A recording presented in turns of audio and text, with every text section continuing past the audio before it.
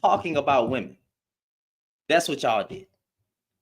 Hey, let me not go spend time with my family. Let me get online and talk about weed, bonnets, lashes, and nails. Cooperative, women not cooperating. The black woman, she's loud, she's mean, she's obnoxious, and blah blah blah. That's what y'all wanted to do. That's what y'all wanted to do. It's got no, you know what, beardless youth.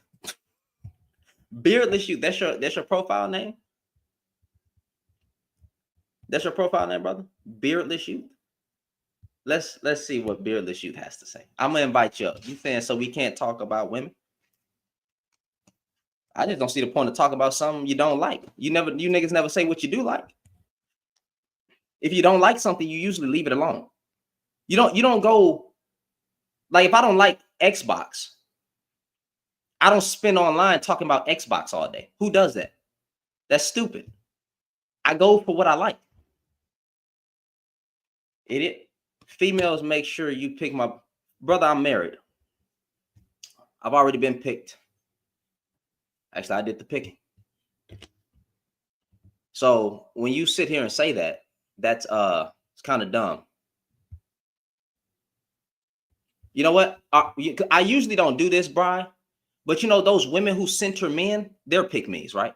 I don't even like calling women pick-me's, but since you want to play that little game, the women who submit to men and their stupid talking points, those are pick-me's, right? Those are pick-me's, right? Submission, cooperation, and all that bullshit, right?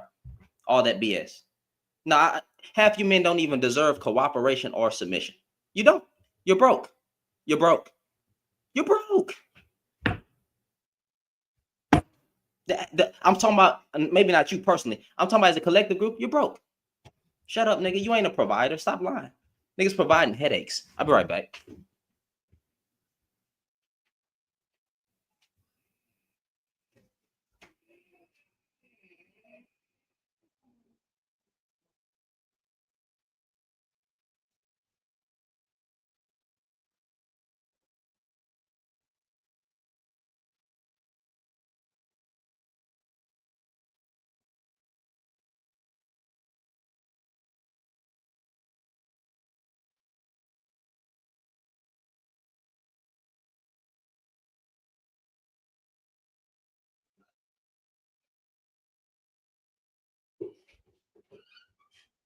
Oh, I'm back, bro.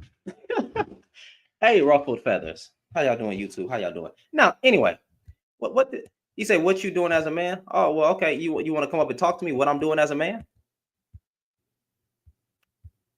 Why you block him, Scoop? Why you block him, man? I was gonna talk to him. He said, what am I doing as a man? You know what I'm doing as a man? Men call out other men. That's what men do. Men check other men. We don't talk about women all day. Let women handle women. There's enough women handling women. There's enough women handling women. Let women solve their own issues, figure it out, and then when we get together, we'll figure it out together. That's what we should do. Y'all give me a sec. You know my nerves. Women this, women that. It's like, bro, like, the heck on somewhere, bro. Please. That's better. Now, there's enough women online checking women. Should I ask my girlfriend if she's single? Should I ask my girlfriend if she's single, Killmonger? Or that should you ask your girlfriend if she's single? Huh? Should you ask your girlfriend if she is single? Are you a cuck?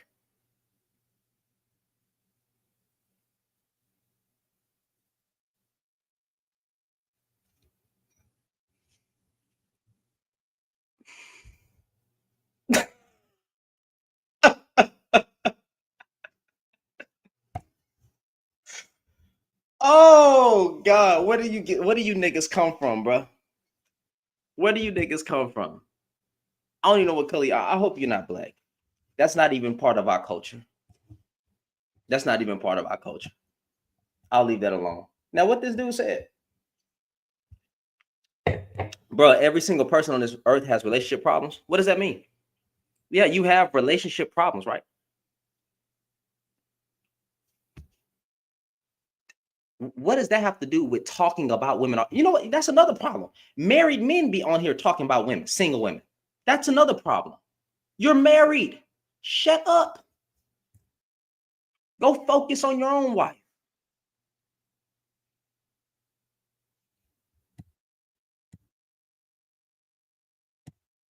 This dude ain't 28. You saying all that stuff. You come up and talk to me. Like, you don't have to get a little spicy in the comments. That's not how that should go, bro. Man, get off of here. Go tell.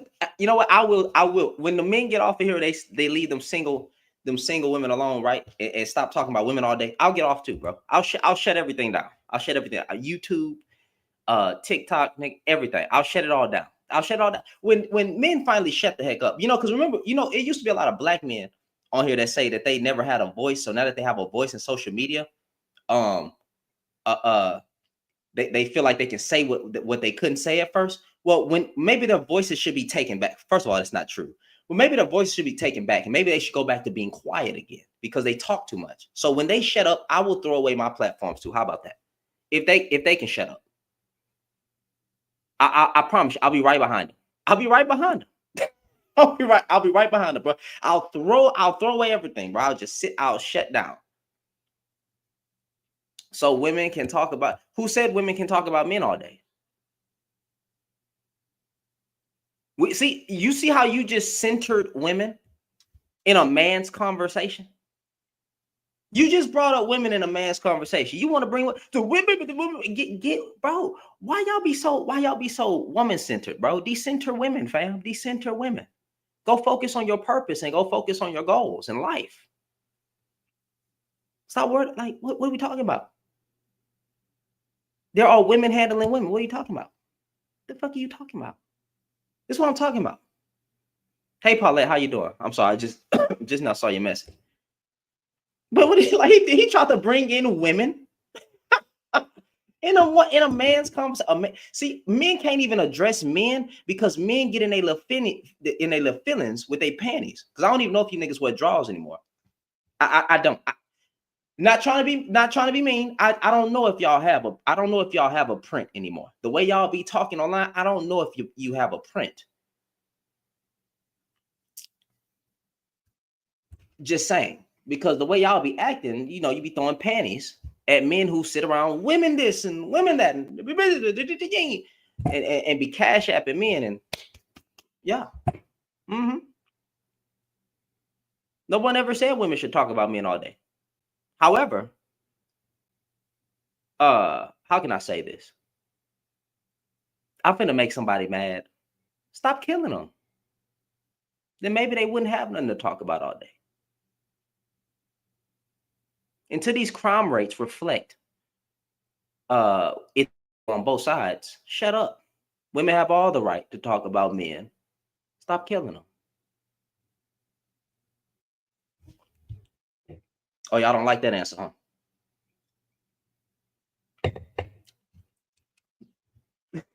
No. They don't like that. They don't like that answer. Anywho.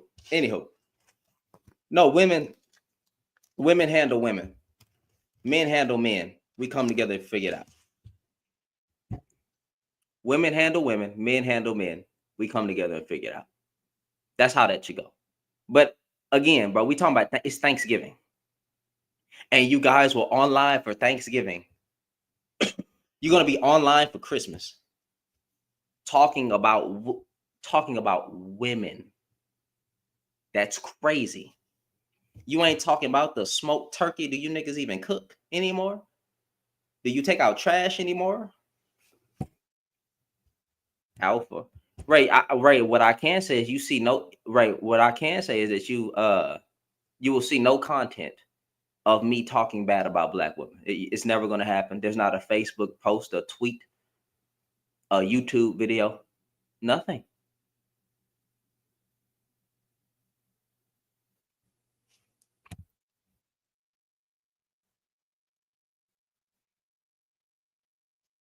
You can go try to search it though. And come back empty.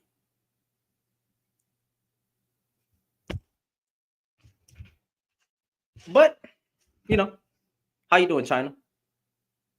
Men talk about women and women talk about men, bro. That's how the world works. Well, men should talk about men. Women should talk about women. Then we solve our issues and then come together. We're doing it wrong. The majority of the problem, which is men, historically, in the world, it's always men. Men's fault for everything, right? Destroying shit, building shit, destroying it again. Men have always been the problem from the starting point. So men should be guiding men, counseling men, helping men, and then women should be talking to women. The fact of the matter is, men are a threat to women. Women ain't a threat to a man. Sorry. You can get mad at that answer all you want to. It's facts.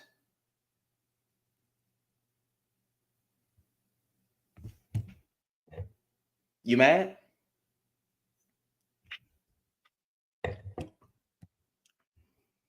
What do you mean? What do I mean by that? Men are a threat to women. Women are not a threat to men.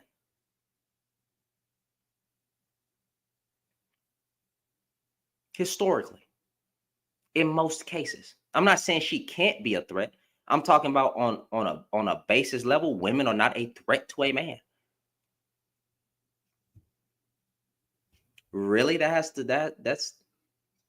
I didn't know that had to be explained. I'm not coming after you. I'm just saying, historically, even today, men are most likely to unalive people in general than a woman is.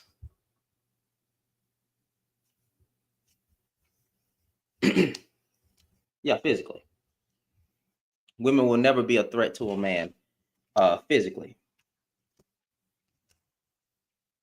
99.9% of the time. But men will always be a threat to women, children, and other men. Historically speaking, and even today.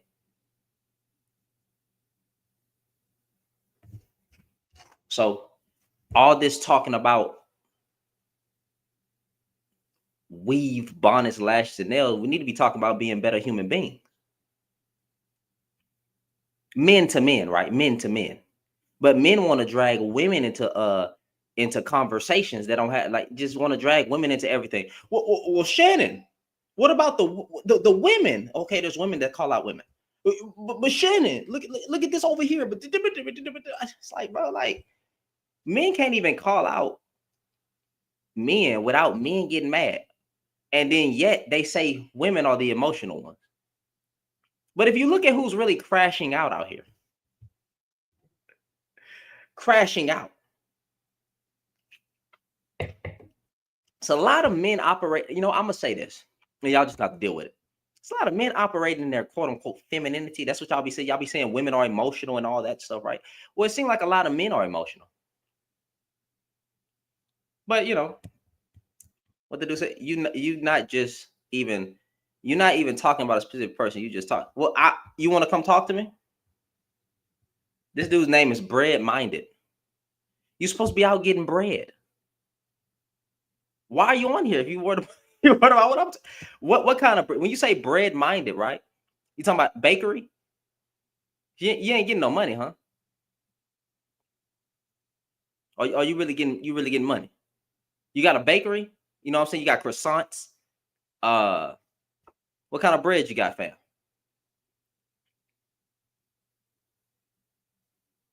What kind of, you got a bakery store. I don't know. I don't want to knock the hustle. You know what I'm saying? Maybe you got a bakery, you know what I'm saying? Sourdough bread, what somebody said Red Lobster biscuits. What kind of bread you got, bro? You really getting that paper? Talk me and find out. Bro, I just sent you an invite. Click the invite. I literally just sent you an invite. It says invitation sent, bro. You got to accept it. You got to accept it. I would love to see your bakery. You're right, Ruffle Feathers. Weaves did not destroy the black community. I don't even want it. Nails didn't destroy the black community either. It was nigga plants and Caucasian people. Let me say that again. It was male ninja plants and Caucasian people. Now, oh, he still ain't coming up, bro. You solved. You gonna say all that in the comments? You gonna say all that in the comments and then reject the invite? Get on up out of here, bro. You're getting blocked. I hate when dude. Well, I let me not use the word hate because I know TikTok be soft and people getting their feelings. But you said that you had make bread, so I was just trying to know about your bakery. You said you're really getting bread. You know what I'm saying? So, is it gluten-free bread? Is it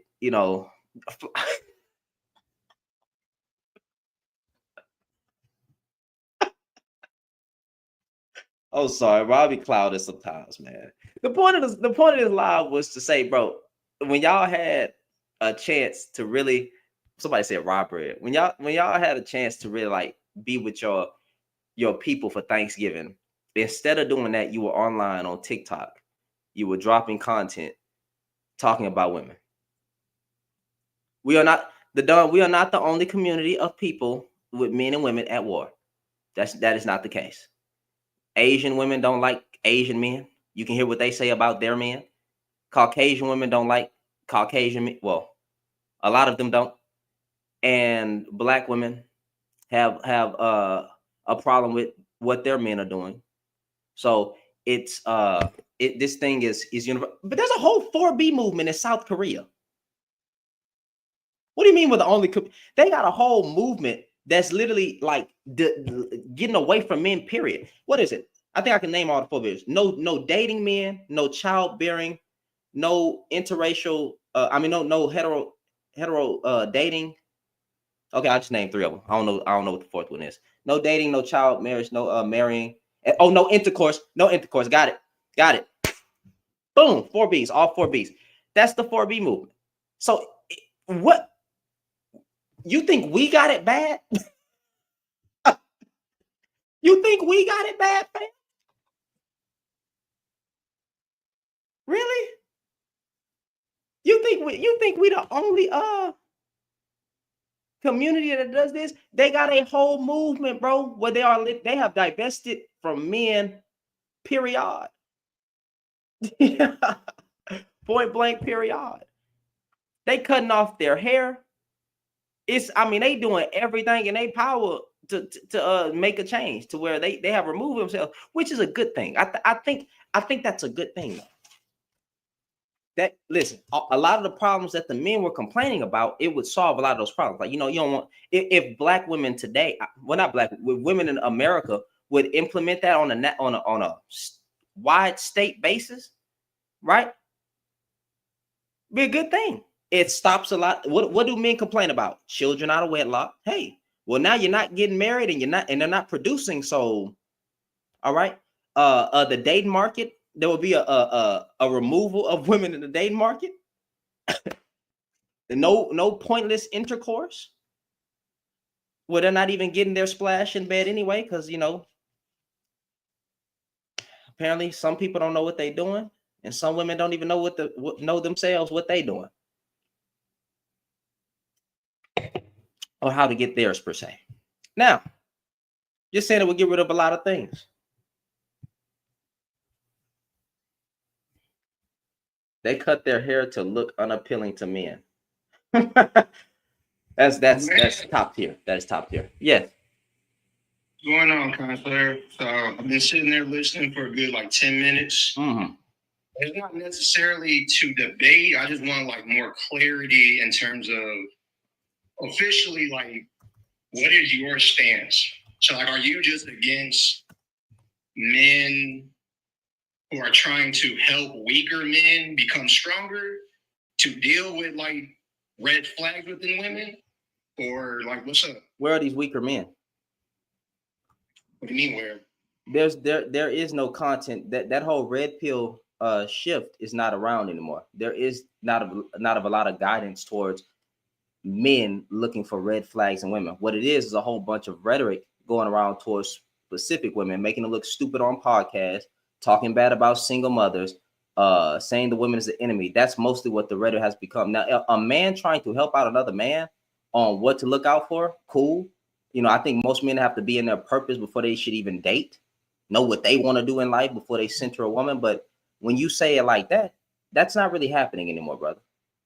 Right. Because what I was trying to get across was, so we know a gun was made in a positive form of self-defense, right? Mm-hmm. But in the wrong hands, it could be used as a detriment to society. So red pill in general, of course, nowadays, most of it has become a detriment, as you say, because in the wrong hands of certain people, they try to skew what was good into something like a negative benefit for what they believe, right? So I would say if men who are on certain platforms, if they are helping other men, I would say weaker ones, whatever you want to call it, have more confidence in themselves, try to find different ways to become more diverse within their network community, ways to get more money, get as close to the 1% male or even just your best self as possible. That right there, I know like nothing against. Well, who's these original red pill content creators? What would you who would you point out? Like, do you have any good ones? That's what I'm asking about. Right. One example I would say would be Steph is Cold from YouTube. He's definitely one of them. Can you spell his name for me? I'm sorry. STEPHIS.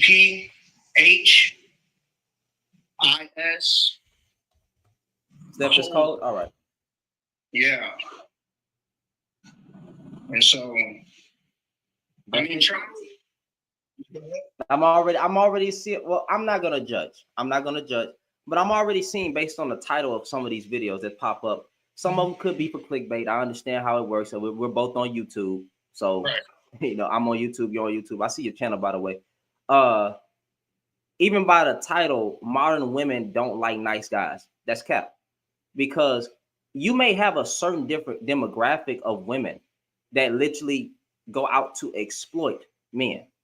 That's right. a certain caliber of woman who's living in that. However, if the average woman in general, who you would probably believe most women are modern because we live in a modern age, right? Most women are modern. They may have conservative values, but we're in modern times. The average woman wants to be treated with respect. Would you agree with what I'm about to say? The average woman wants to be treated with respect, love, and dignity. Yeah. So why would I then go out my way to say that modern women, that's a generalization that he just titled, don't like nice guys?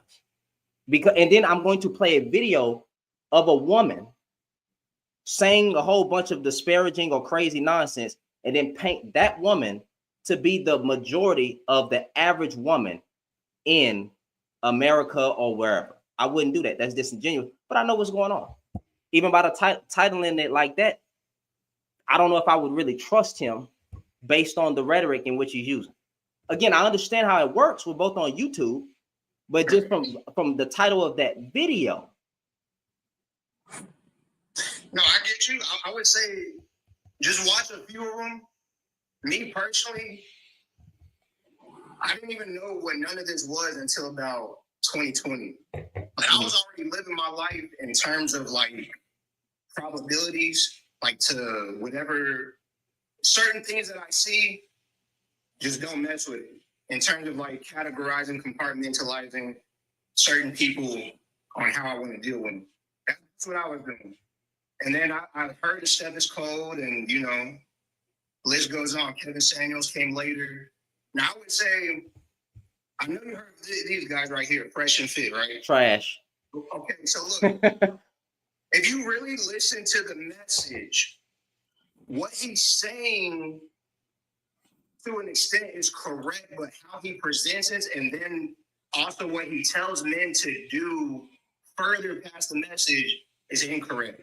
So to give you an example, when he talks about, you know, what weaker men should do to avoid red flags, he'll say like a little list, but then he'll go off and say, like Myron specifically, then he'll go out and say, well, in order to get more respect and to be more whole as a man, you got to get your numbers up with sleeping with women.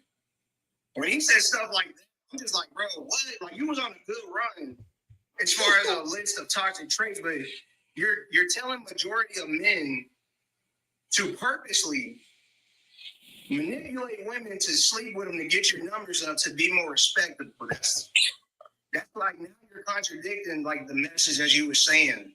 What was his message? What do you think his overall message was? So again, his overall, I haven't heard them now. It's been a few years, but when they first started out, I would say his overall message was to help men increase their finances, to get in better shape, and why to get in better shape. Be like, appearance-wise, definitely take care of yourself, hygiene, things like that. And then also just like how networking is important in terms of like the life you're living. So those were the 4 key concepts that homie was really preaching at first. But like I said, after saying the concepts, like he started going off the deep end talking about like just get your numbers up purposely, like as a man, like purposely get women in bed, and like his message was started to not go with being a real man, like trying to get a family started, is what I'm saying. He was not preaching that. And so, if you're going to preach those 4 things, right, the 5th one should be like trying to find a good woman so you can start a family. But bro was really just preaching after the 4 good, positive things to be a man. He was just preaching on a mass scale for men to stay single and just focus on money, which is not a good message. I would say if you're trying to tell the masses to stay single and only chase money, that's wild to me. I think the average man needs to be in his purpose. It don't actually mean he needs to chase money, but money Right. money comes with purpose. I think I think it'll be a good thing. You don't think it'll be a good thing for a reset to happen for men and women to divest from each other a little bit and focus on themselves? Like, what you mean, like a full year of just not messing with each other, or what? Less intercourse with each other, more spiritual awakening, whether that be, well, I'm a Christian, so it'll be getting back in church, going to the Bible. Some people, they do, I don't freaking know, Islam, so okay, like spirituality. Some people all over the place, right. Not all over the place. I mean, like they're doing other different religions, like trying to figure things out, focusing on their career, focusing on their goals and their dreams, and becoming a better version of themselves, and then getting a partner. I think some time away from each other would be better, because you're focusing on self to be a better self. I mean, for better self. I think that would be a good thing. So it could be a year, it could be 2 years. Of course, this ain't gonna happen to married people because you're already married. So of course you're gonna be having intercourse and kids if that's what you're trying to do or whatever. But right. A mass separation of divesting from one another to focus on their goals and dreams, I think would be a great thing. Because right now, if I'm not mistaken, well, I'm not mistaken. Men are male centered. I mean, men are women centered, and women particularly are male centered. And I see mostly women trying to tell women to not be so centered on men. I don't know if I really see men telling men not to even just mess with women on a daily basis. I'm not really seeing that. I'm not saying it don't happen, because dudes still saying, even if you're red pill, they still saying, yeah, I'd have pointless sex with you just to get my rocks off, but that's it. So that even that is still a bad thing, in my opinion, personal opinion, of course. So it could be a 1 or 2 years, it could be a 3 years, or it could be 10 years of a mass divesting until we figure out our issues. I think one of the bad things that's going on is that you have too many men focusing on talking to women specifically without addressing men at all. And we're using this as content. Mm-hmm. So I think a few years would be great, where men and women just focus on themselves. Now, women are trying to do this. Some of them, not on a mass scale in America, but there is women that's trying to be like, hey, don't be male centered and all this, that, and the third. But to say the man doing, I don't know if the man doing it, because men go, not trying to be mean, men will put their D in anything with a hole in it, which I still think is unproductive. But yeah, you have more women that practice celibacy than I think men do. Right. I mean, in a perfect world, I guess. But if we're speaking about reality, you know, there's pros and cons. There's a majority, minority to everything. So I would say, in terms of what you said, like that is happening, but maybe on a minority level. Maybe the majority of people staying away are not. They're, you know, mingling in a negative way. But there are, I'm pretty sure, just like how you think right now and what you just said, there's thousands of people in the country probably most likely practicing exactly what you said, like just keeping to themselves and just doing that. Did you have any disagreements that maybe we could digest so you can get a clearer understanding of what I was saying? Or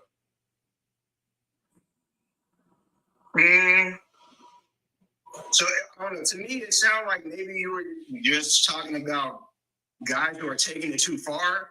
Yeah, like not giving it a break. You know what I'm saying? Like it's cool if you preach on something as long as you're not doing it in a negative way, but to do it on holidays and birthdays and just every day in general, I would say that's too much.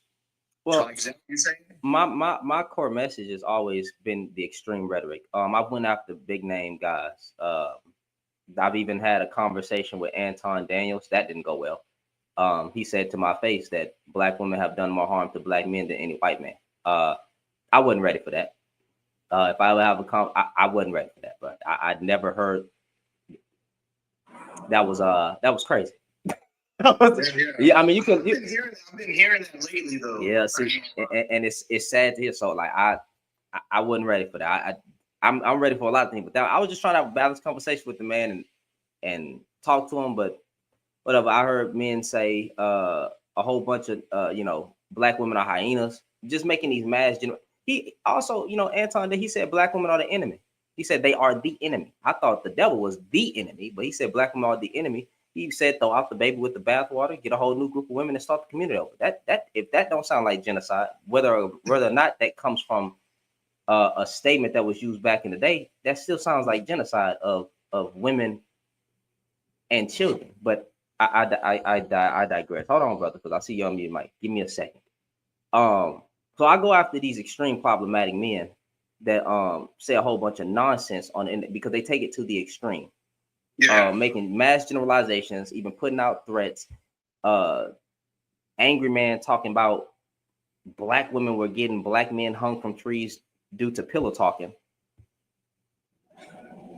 Yeah, I go after that type of stuff. So yeah, people do take it too far. You know what I'm saying? And it's like, bro, on a date, especially married men, I don't even understand why you're married. You're not single. I'm married. I'm not online talking about single women. You know what I'm saying? I'm not gonna do that. Why are married men talking? You're married. Be quiet. Enjoy your life with your wife. But I know what's going on. It's a hustle. Even with Kevin Samuels, not to be mean, but it just is what it is. He literally put out a clip saying, if I was to talk about women, my numbers and my views will go up. And then a year later, after that video, that's what he did. So if if we don't say that this is a money grab, then what the hell? We have become slave masters. Give me one. Let me. Nope. I can't even be nice with it. We have become slave masters in which the way we talk about or talk down to our, even us as black men, comparing black women to Hispanics by saying that the Hispanic woman is a threat to black women. When we say shit like that, that's what drives me crazy, because it's like, ain't no reason for us to even be comparing our group of women to another group of women and saying that this group of women is better. And nigga, since you came out a black woman, there is no other woman that is better for you than a black woman. It just is what it is, because the first love that you seen was from a black woman. Now you have the right to date out. I'm not against interracial dating, but your first love was that of the womb that you came out of. So yes, to answer your question specifically, I do go after extreme rhetoric. And on days like Thanksgiving, Christmas, freaking holidays, put the microphones down Yeah, and go chill with your family. Same thing for women. If it's women talking bad about me, like put the microphones down. it's like exactly what you said. There's literally women I know doing the same topics. I even seen something on TikTok Live talking about black women don't need black men or something. I'm like, they don't, bro. Because I understand. I don't get lost in the sauce.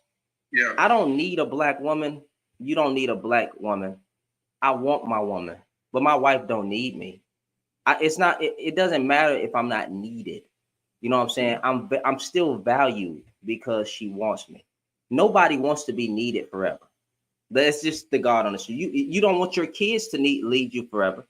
When they grow, if you have kids and they grow up, you don't want your kids to need you, but you want your kids to be what? Independent, to make their own decisions, to be able to go out and get a car, to be able to go out and get a house. But if we get to the point where people are saying, I don't want, well, which they have a right to, but as a collective group, we don't even want black women. Black women are all that, or we don't even want black. We don't even want that. Again, she has a personal choice to say she don't want to date a black man. She wants to date a white man, stuff like that. But in a relationship, bro, you get to that point, leave. Because if your wife ever say she don't want you, or your husband ever say she don't want you, whatever, leave. But nobody should need anyone. You were independent before you got in a relationship. You can be independent when you get out. The point of life is to be self-sufficient.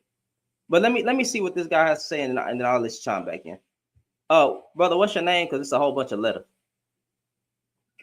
It's a TRG or trigger warning, however you want to say it. Oh, trigger warning. What's going on? Oh, wait, hold on. First of all, are you black? No, yeah, I'm not black. I'm Native American. I'm indigenous. But it doesn't say anything about being black on the prompt. But you're right. You're right. Go ahead. So, like being beta males and ugly men, those don't correlate. And of course, you're saying that beta males and ugly men complain about women all day. That doesn't correlate. And then also you say alphas don't. That don't correlate because honestly, brother, I've met alpha males that have all the money, they have the big house, they got the nice cars, and their woman still cheats on them with the Tyrone that ain't got shit. So honestly, that don't correlate. Wait, time out. Trigger. Read the prompt. I know beta males and ugly men complain about women all day. Alphas don't. Yeah, no. Time out. I never said alpha men don't get cheated on. I said they don't sit online. They complain about women. Sit around all day online complaining about women. Yes. Well, that's still not an alpha man. If I got cheated on, if I got cheated on, any man who's been cheated on gets cheated on. If you take that and then start to frame it as women are this way, just because they're indecisive. Women are indecisive. It doesn't matter if you're a beta, you're not alpha. You're not listening. Indecisive. Women make bad decisions. Men do too. Men have been making bad decisions. I know men do. Yeah. Because alphas end up with women that make bad decisions. But that alpha men don't take their bad dating experience or their dating and get online. Alpha men. Men don't. A man that can support his own lifestyle, of course, has a house, has a car, supports his own way of living with or without a woman. That's alpha male. Alpha males do complain about women. Who's the alpha male? Name an alpha male. No, I just did. I said an alpha male is somebody who could support the way of living. Name an alpha male. Shit, I know several in my life. I don't know my brother-in-law. Okay, well, name one online. Name one online. One named Kyle. Name one online, because I can name one that you will never see this happen. Online. Yeah, because that's what I said. I said alpha. I said alpha males don't complain about women all day online. Well, I got alpha males in my personal life that complain about women. I'm like, bro, like you got everything you need. Why are you complaining about this one female whenever you could just re-up? You go find another female real easy. You got everything you need. Yeah, so like again, men who get cheated on don't run to the internet start crying and Some complaining. of them do. Some of them do. I'm not lying. I've been Men, on a lot of well, lives. then I wouldn't call you an alpha male because your ego's small. I mean, your That's what I'm emotion. saying. It's just the ego. Yeah, it's the ego. Yeah. at that So point. so again, It's you not have about a. what you got. So It's again, about how you feel. so you're emotional. You can't handle Yeah, too much. exactly. So you get cheated on, and now because you've been cheated on, You mad at the world. which again, what another quality of an alpha male is that they are in control of their emotions. Man, honestly, I think any man could get took by his emotions because it's a surprise to him. Honestly, like any man, even if you're taught to No. control and regulate your emotions, you could get caught by surprise No. by a female you thought was loyal to death Mm. or loyal to unalive does y'all's part, and you got caught, sideswiped, and you got your girl taken by Tyrone or Pookie, bro. No, there's I'm telling you, there's plenty. these men do There's exist. plenty of men who've been in a problem with a woman, and they don't crash out because But whose fault is it? Is it the man or the woman's fault? no, you're always at fault for your own emotions. No, wait, time out. Whoa, hold on, listen to me. Time out. No. That's one thing. That's your fault. Hold on. So time out. From a biblical perspective, one of the fruits of the spirit. Yes, biblical perspective. Yeah, and that's what I apply from the biblical perspective. One of the fruits of the Holy Spirit is self control. So amen. So there is nothing no one can do to me or wait, because she didn't do it to me. Let's use an example. If my wife slept with another man, I don't crash out. I don't beat her. I don't freaking. Yes, sir. You go to the internet and now be like black women are this, that, and the third because I've had a bad experience with one wife. I should choose better. The same thing. Yeah, the same things that you got. Are you gonna hold yourself accountable? Yes. Yeah, that's me. I hold myself accountable. What the heck am I? Why am I holding the woman accountable? But you gotta hear these women though, the way they talk. I do hear what women say. They gotta hold themselves accountable too, because they end up choosing. Yeah, she gotta hold us. Yeah, but I still am in control of my own emotions. But as a male, you're gonna tell a woman when she's fucking up, right? Yeah, I would tell my wife, "Hey, this was wrong." Exactly. Right. Exactly. Whatever it is, So that's just from day to day. That's just from day to day conversations. Hey, before y'all even get to that, before y'all even get to that point, right? Before you even get to that point, there are day to day conversations that you can already. Lord have mercy. Give me a second. So again, whether the woman is cheating or not, I am in control of my own emotions. I can crash out, or I can choose not to. Is it going to be her fault if I hit her because she cheated? But it's not crashing out when you correct somebody. I just gave you a clear example, brother. No, Trigger. I just asked a question. I need you to try again because you probably finna get ate up. I said if my woman was to cheat on me, right, with another man, am I at fault? I mean, is she at fault if I hit her? No. Thank you. So when it comes to crashing out, I am always in control of my emotions. An alpha. But you took it to a different extent. I'm telling you, like, you got to correct her though. Still, I leave. No, I don't have to correct her for what. My correction is me getting out of the situation. I leave. We leave the relationship. You tell her, hey, you fucked up and I'm gone. I don't have to tell her that. She already knows. Like we real men over here. If she cheats, I leave. Yes. That is me holding her accountable. You know what she just lost? A good man. That's it. You know what I'm saying? So I just leave. We said the same thing. Yeah. So that's how you handle those situations. Exactly. We're on the same page, brother. It's just like we got different. It's just the way we speak is different. But honestly, like alpha males know how to handle bad women, and honestly, we usually just leave. But there are some people that would tell them, like, "Look, you fucked up, and now I'm gone. I gotta go." You can. There's not. You can. I think. Hey, man, you shouldn't have done that. You were dead wrong. Blah blah blah. Hey, but I'm out. Or the best. Either way, you still leave. The best situation or the best thing if you're not going to reconcile, right? Because here's another thing that happens. Since we're talking about cheating, if you stay, right, and you chose to forgive, You cannot keep throwing that in her face. And if she stays, she cannot keep throwing that in your face. You chose in your heart to forgive. Now, look, me as a man, I know I couldn't forgive. That's fine. I'm talking about if you reconcile, it's dead in the water. It's dead in the water. You cannot use that anymore. You have to walk in forgiveness, and you can't bring it up. Though. There's not many men that can forgive like that. There's a few. I wouldn't say there's men. I wouldn't do it. It's not me. It's not even my wife. If I was to cheat on my wife already said we already had this before we even got in a relationship. We had these tough discussions. Well, men and women are different when it comes to cheating. How so?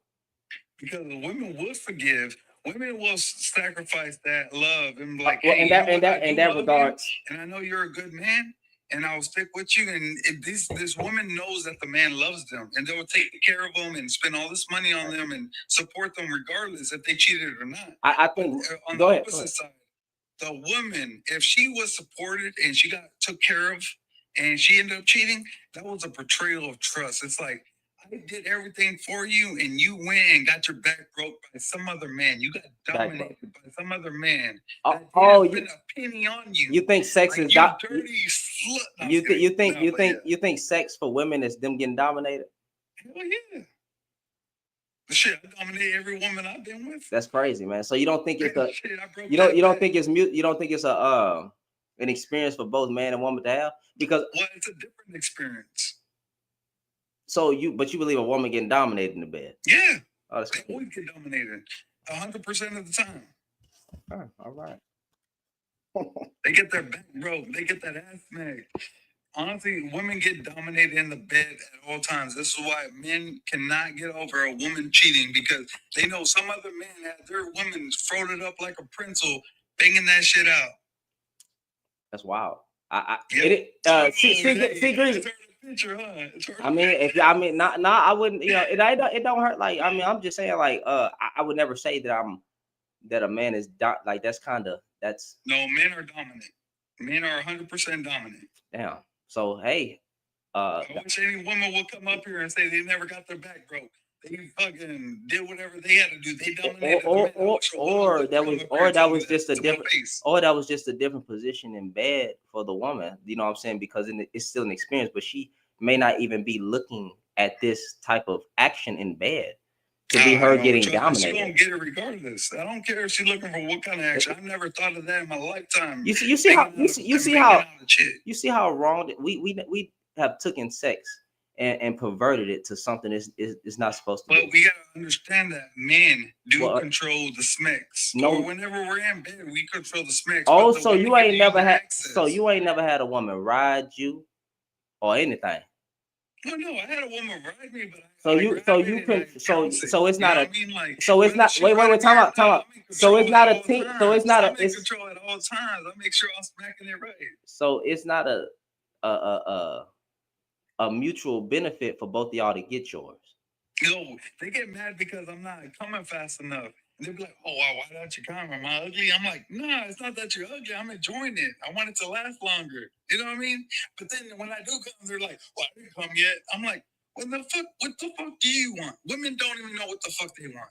I'm telling you, women do not know what they want. On a massive tell these women what they need. On a massive scale, you say women don't know what they want. On a massive scale, yes. Majority of women do not know what the fuck they want. Okay, women don't. So most women don't want to get theirs in bed. No, women think that they want to get theirs in bed, but then they get unsatisfied and they think like, "Oh, well, that's his fault, not my fault." It's his fault that he didn't satisfy me. It's not my fault that I'm picking too many men to try to satisfy me. Hold on. Let me. You know what I mean? Like, I'm telling you, you're catching on. You're catching on a little bit. You might not want to agree because there's women on. I can say something about that because it's a lot of dudes who don't know what they're doing in bed, right? You can have that's their fault. Shit. You can have a 10-inch, 11-inch rod, but if you don't know how to use it, I don't have a 10-inch or 11-inch rod. Exactly. But hear me out. Hear me out. But I'm good at it. But that's fine. Hear me out because most men are average. So, but hear me out.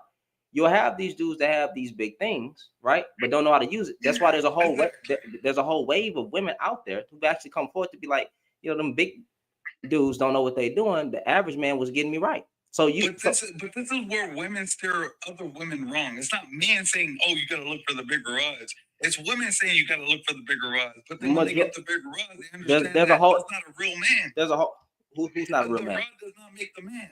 Yeah, we understand. I think most people understand that. But women don't understand that. I think most women would. Most women have their own personal stories of man, you gotta understand that. These feminists sound stupid as shit. But now you're labeling the majority of the women feminists. And what's wrong with feminists? Bro, no, majority of the women are feminists. They might be first. Which wave of feminism? Hold on, wait. Let me let Todd get in here real quick, because I was about to ask what wave of feminism you're talking about. Todd? Yes, sir. Go ahead. Okay. Yeah. I was gonna agree with your prompt. Yes, I can't really, to be honest, I really can't say what the beta and ugly men do, because I don't think like that. I just know me for myself. I don't complain. In the course of a conversation on these lives, I will say what I perceive, but in an actual relationship, I don't have any complaints. You are what you are, and that's it. I don't have a choice whether I choose to be with you, and as long as you are meeting my needs, we don't have a complaint. You need to understand that a man means something. I think that I am, say it, but I think I'm an alpha man. And I understand what a woman means. As long as we stay in those spaces, things usually work out. If you cheat, I don't have anything to say. There's no discussion behind that. That was part of the rule that was a cardinal rule. If you did it in an accident, like Eddie Murphy said, you didn't just slip and, you didn't just slip and neck fell. You had to plan for that. So that's a whole thing that you did with a plan. So at that point, there ain't no conversation to be had. I'm not going to complain about it. I'm just going to recognize what happened and keep it moving. Mm-hmm. I didn't have much to say on the topic, but I just wanted to, throw it out. Let these women know when they fuck up. We don't sit around and complain about that. It is what it is. Yeah, I think, well, I mean, you pretty much answered. Like, in a relationship, what's understood should be already understood because you're having the discussions. But I'm referring to these men who get their heart broken and start crying and get online and say black women this or women this and that and the third. And yeah, I was engaged. Sorry to cut you off, but I was engaged to be married. And like a month before we were supposed to walk down the aisle, it wasn't just red flags. It was actual, smoking gun. Mm. Man, that hurt, but it hurt. Wait, did you say she cheated? Yeah. And you just left. You just left.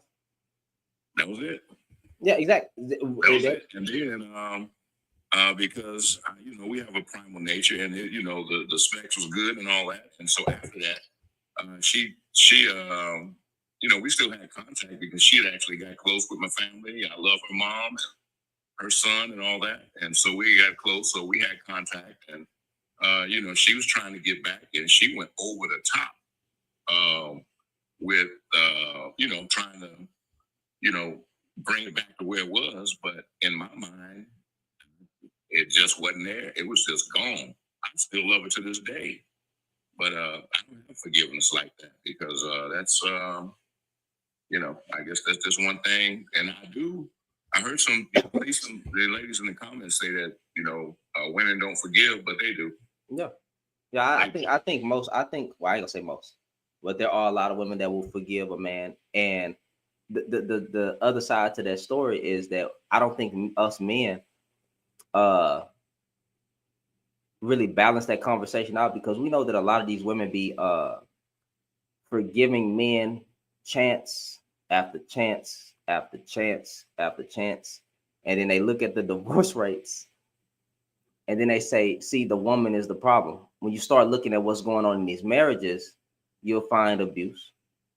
You'll find financial struggles, which again, that's no reason to really leave. But if you're a bum, yeah, like you lost. If you lose your job, you made vows. That's a different story. But when you're not trying after some point, it's a whole caveat. So you look into abuse, infidelity, and then finances. There's top reasons why women leave. So no woman's leaving after.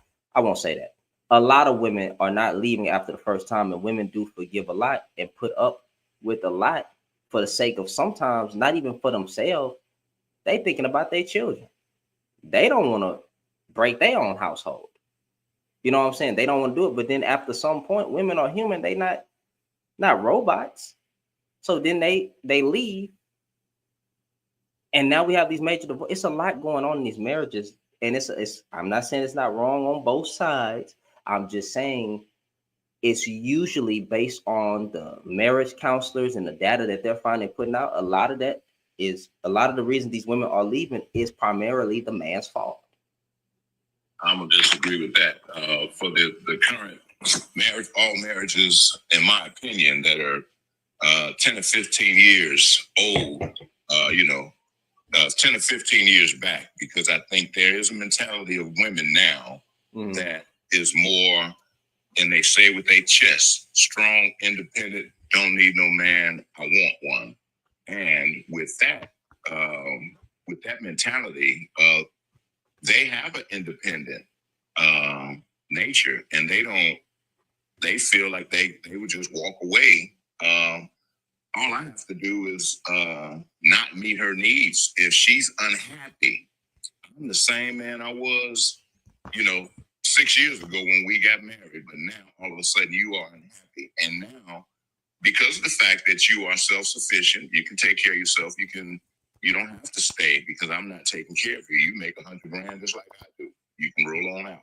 And they do. So it's a mentality. I don't think it's all men because, you ask, Wait, boss. Wait, hold on. I don't recall myself saying all men. What I said was when I'm looking at the divorces of what's going on with the divorce rate, I said it was mostly men's fault. I didn't say all men.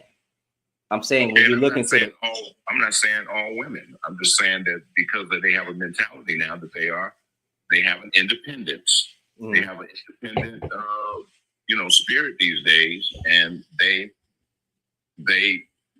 move that way. So they are not thinking about the family structure when it comes to their happiness. If they are unhappy, they will leave, brother. And if you don't agree with that, I don't know what to tell you. Well, I think they will leave, but I'm not saying that they're leaving after the first time.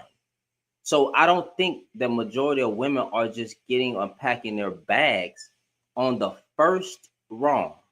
It's usually I'm responding to what you said about the men. It's sometimes, a lot of times, it's the man's fault, and I'm telling you that the man can just be who he was when they got married, but all of a sudden, if she is unhappy, she is out of there.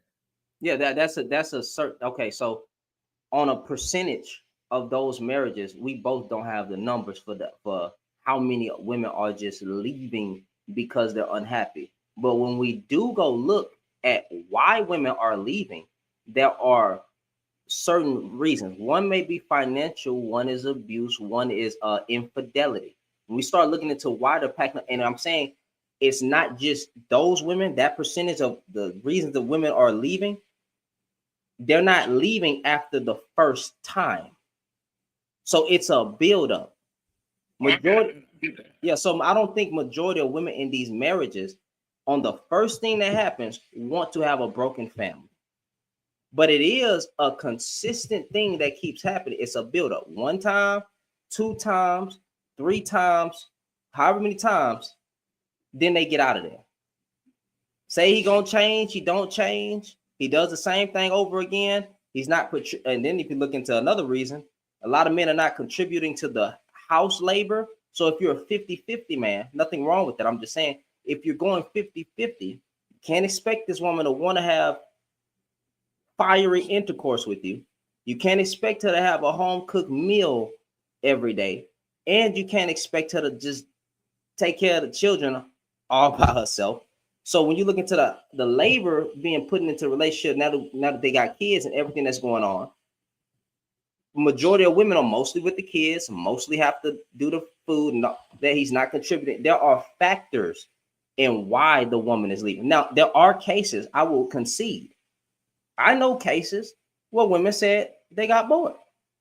They leave. I ain't here to debate that. I don't think that's majority. That's not majority. But there are cases where women was like, hey, fuck that nigga. I can't do this no more. I'm tired. I gotta go. I get it. Gotta go.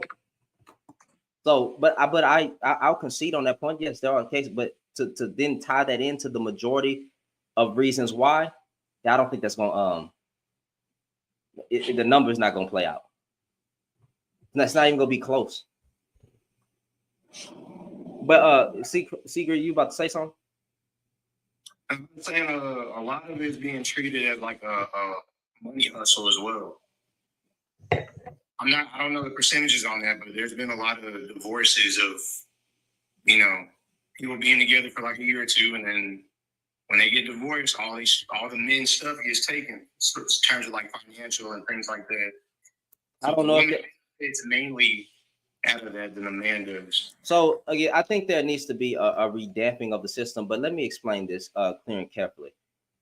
Majority of these marriages, do you like when they're married, how long do you think they've been married for? Like just guessing? Well, I'll say it like this. When you get married, it's not y'all, it's not his stuff, it's not her stuff, right? So when you talk about he getting his stuff, right? If she was majority in the house while you were building your business and all these different things or whatever, is she not entitled to something?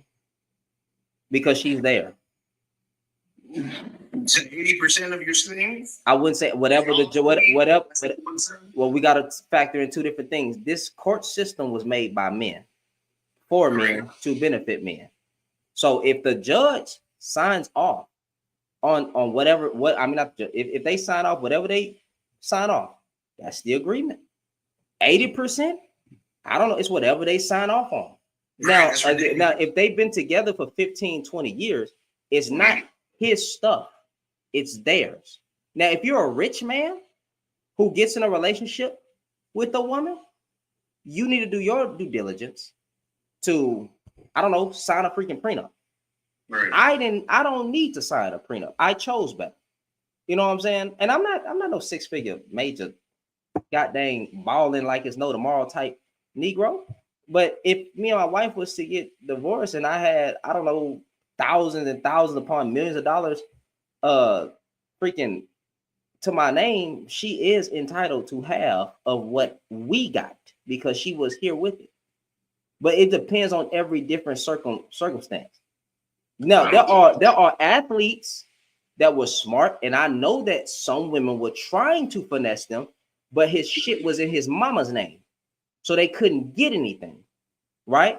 I do know that there is a type of woman that's quick to try to hustle you out your pockets. Well, let's talk about the regular folks. You've invested 15 years. I agree with that's community property, that's half, but I shouldn't walk away homeless and you got the house and I still have to pay you because you have just because you have the kids.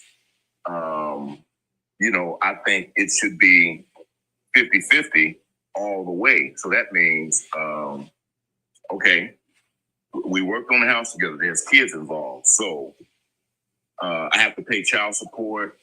You get the house and the kids. What do I get? And then that's typically what happens. You get the house and I still got to pay child support. That's your 50-50. What did I get out the deal? Let me see if I can find answer that question. Just your opinion. Oh, my opinion, because I was going to look at the average percentage that the person is walking out. Now say that one more time. Say the question one more time. Okay, we invested 20 years together. There's a couple of kids involved that are, not adults yet, maybe, teenagers, still under 18. We get a divorce. She gets the house, and I still have to pay child support. Where do I go?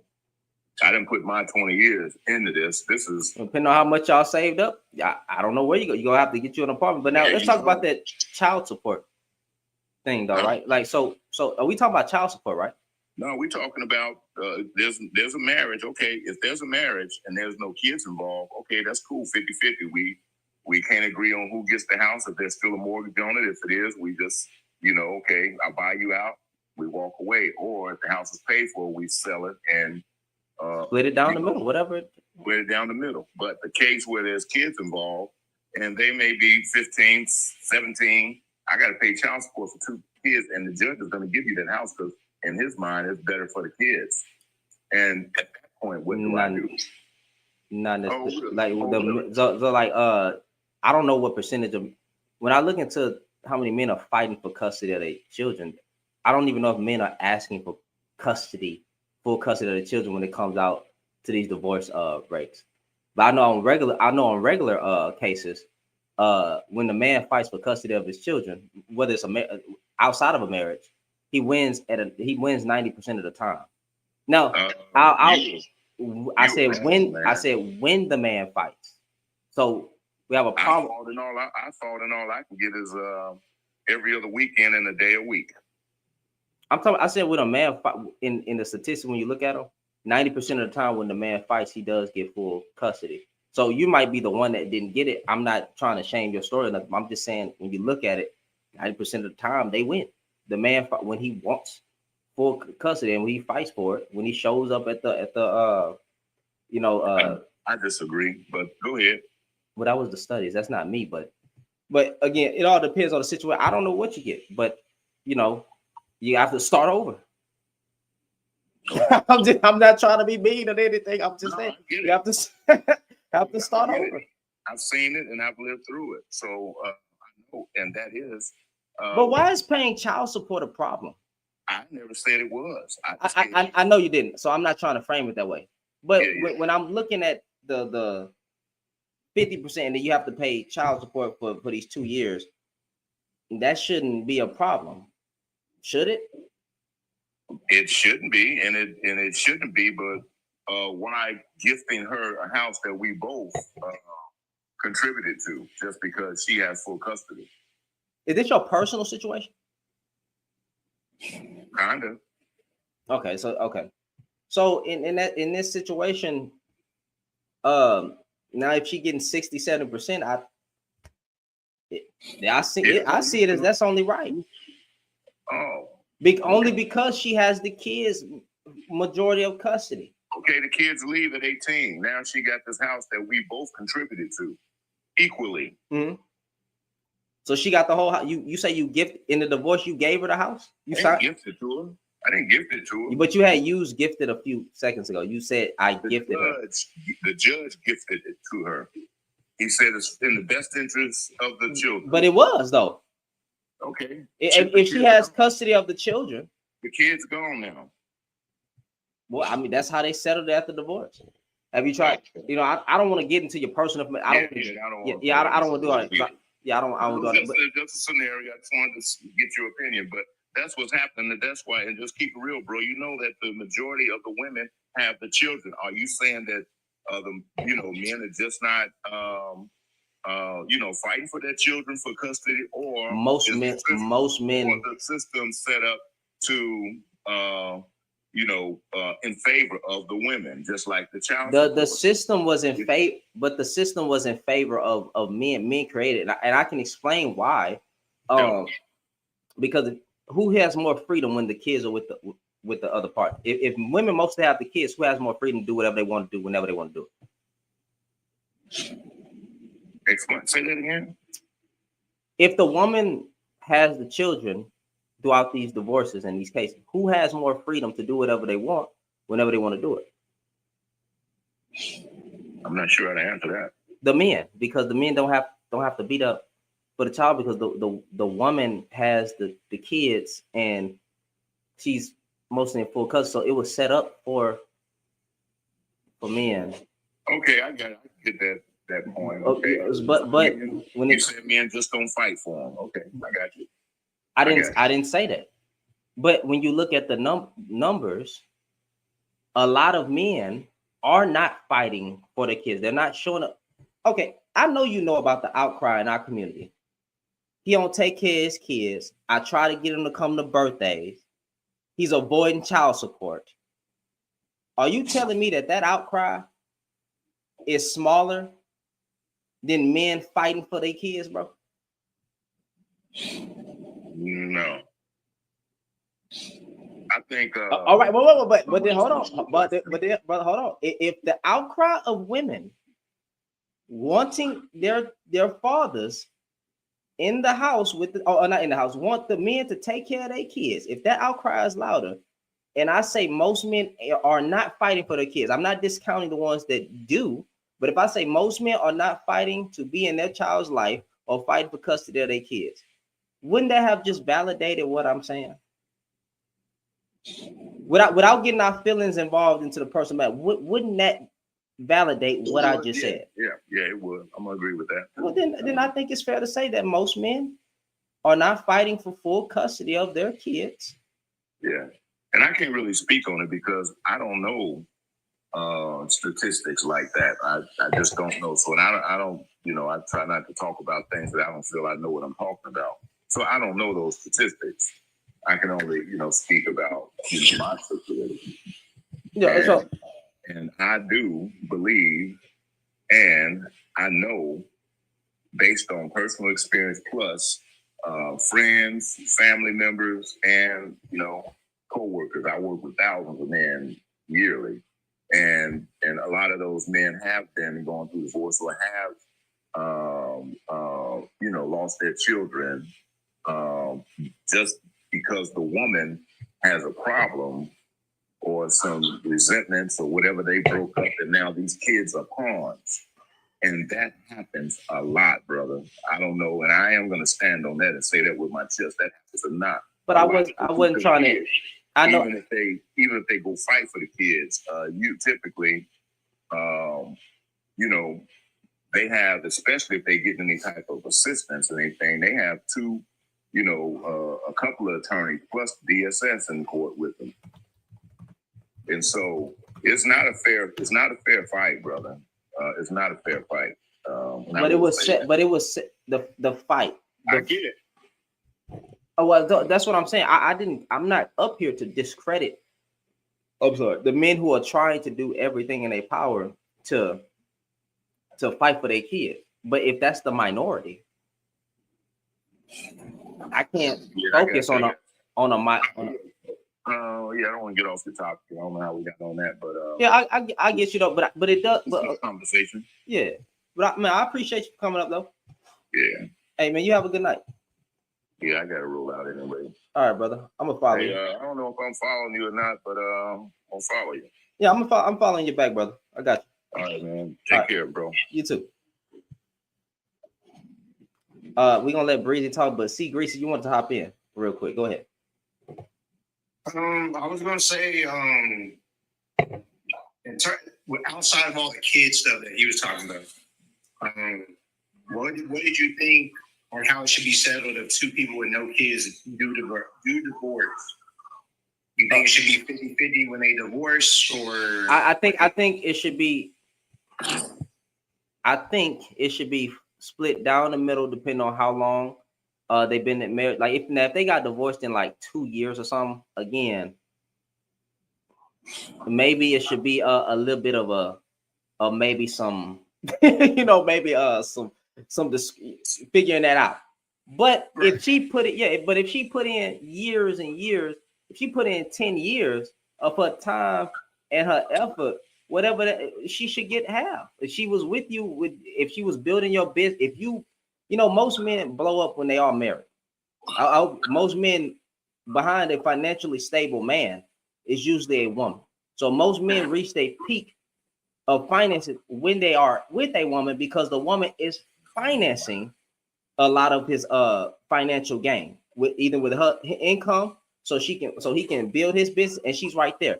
In situations like that, which is a lot of the time, that should be 50% because she was there. And then if you take away the kids, if she's there with you financing and she's there, she should get 50% of y'all's finances. It's y'all's, it's not his, it's y'all. But now, if you were to divorce in a year, right? I think the judge, if you were divorced in a year, what you financially stable, but y'all got divorced in a year? I don't know. To be fair, I don't think she should get half, depending on what she put in. If you blew up in a year because she was financially supporting you and your business blew up, then yes, she should get whatever that business is worth because she put into that. If y'all went in on a house, she should get whatever that house is. So what you mean by she put in? Are you saying like she put in financially? Time, effort, and finances. If she put in, if she was managing the paperwork, if she was backing up the business with her money. No, I don't think that happens too much. No, I'm not saying it doesn't happen at all. It does, but there's type of cases that I'm gonna say where people got the business. People what? I said men would already have a business. Like I say, they already got one, and they just happened to meet this woman. They were together for 5 years. Well, that's why she's not a manager or anything that you're saying. She's just with him. And then in those situations, if she with him for 5 to 10, what is she do? So you said take away, if you take the kids out, right? She was still there. I don't know how to balance it out, because if she was helping with the business, even so, if he put her in the seat, if she was managing paperwork, if she came in and she was this helpmate in those type of situations, then maybe we could talk about it. But from the man, on a basis of an average marriage, right? They got 2 incomes. They got a house together. The average American, he got a business. She financed the business. He should get 50%. I mean, she should get 50%. Yeah. In those situations. Like partnership, like I agree. I'm not refuting that, but I'm talking about in terms of I'm not even saying like a 6-figure business. It could just be a business in general, security business, whatever. He already got it going. He's just with her. She's not a manager or financing the business. Let's say she's like a trainer at a gym or something, but when they divorce, from what I see anecdotal wise, I don't know the percentages, but I know you were about to look it up. What's the numbers on that in terms of? Because I always see in the tabloids and stuff all the time that women are getting a higher percentage when they divorce, and would they not even? The example of what you said is not even happening. Is what I'm saying. What example? What example is not happening? We can just take 2 examples, like Jeff Bezos and Bill Gates. Oh, but those are already rich men. No, wait. Was Jeff Bezos' woman not with him? No, I'm sorry, Robert. Who runs Amazon? Who runs it right now? No. Who was the owner of Amazon? What was his name? It was Jeff Bezos. Was that woman not with him for years? His first wife? Mm-hmm. She got a lot out of the divorce. She wasn't entitled to nothing. I'm not saying she wasn't. Yeah, that woman was helping with that business, fam. He helped his if you can look it up, because you're I can't right now because I'm like on live with you on my phone. But like, what percentage did she get? Is that's what I'm asking. I think she got 50%, and 50% was worth a lot, if I'm not mistaken. Yeah, if it was 50%, it's whatever.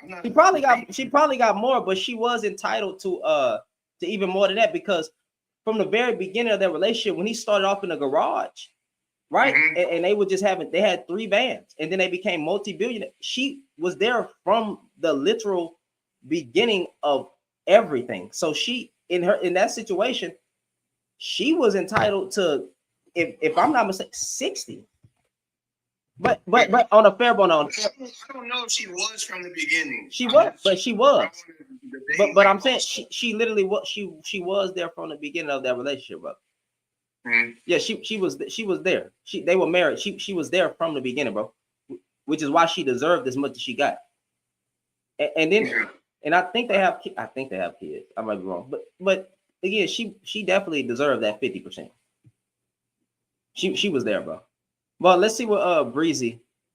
What's up, bro? What's going on?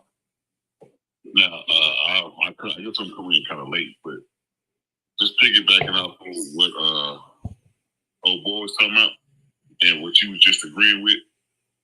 Just say the woman had a multi-million-dollar business and she had a dude and they got divorced. Would you keep that same energy and saying he deserved half or 60%? Depending on how long he was in a relationship and what was he doing. Same amount of time you just said, 10 years. If he was with her for 10 years and he was contributing, then yes, the same energy is applied. How often does that happen though? But yes, to answer your question, brother, the same energy. I'm glad you said that because you look at let's look at Halle Berry and Eric Benet, right? He won some money, right? Huh? He won some money, right? Yeah. Yeah. But no, I got a point. Halle Berry, Eric Benet, who is that? Mary J. Blige and her husband, and a couple more. But the thing is, right, is when it's people like Jeff Bezos and Bill Gates and other types, women are all for it.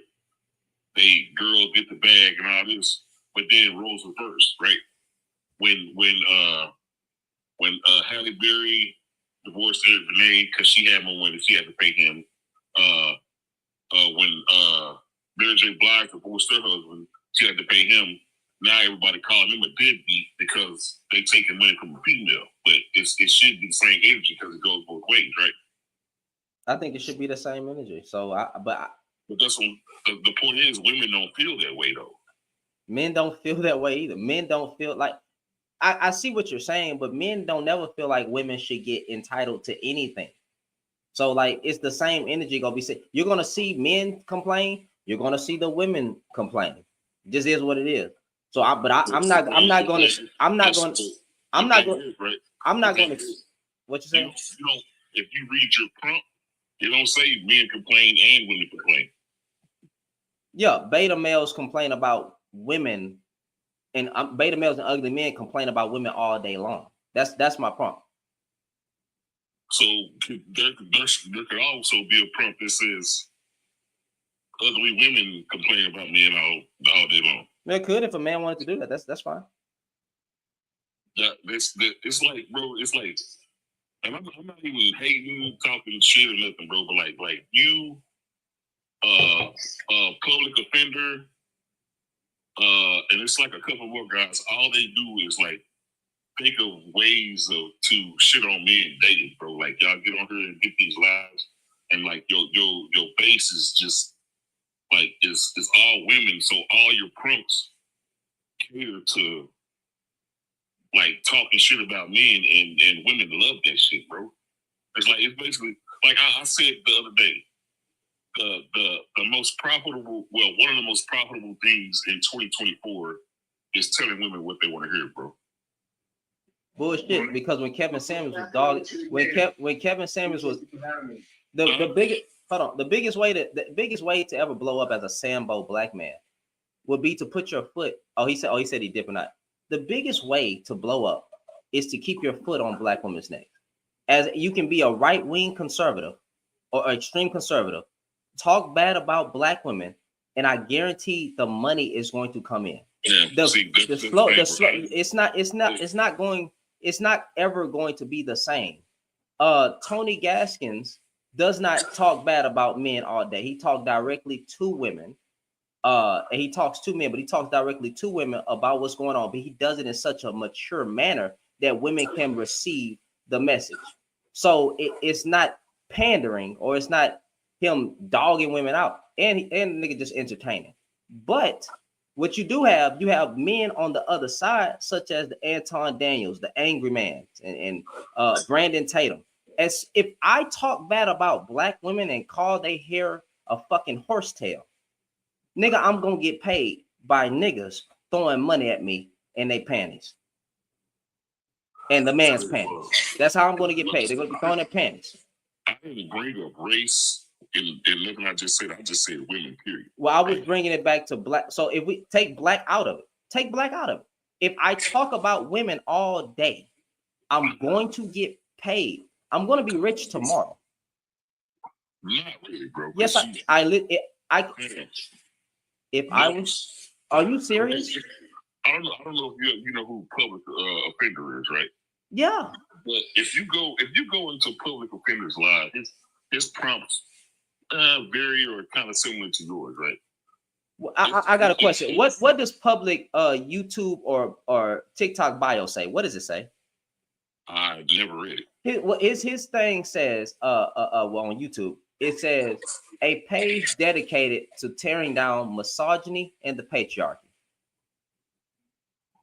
He has exposed himself for the public to see exactly what he's going to do. So if we're talking about misogyny and patriarchy, who the hell is public going to be talking about majority of the time? Men.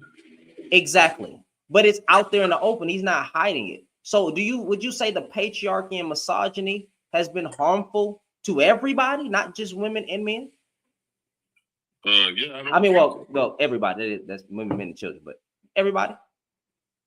Yeah. But who created it? Men. Well, then who do you talk to? Men. Okay. Yeah.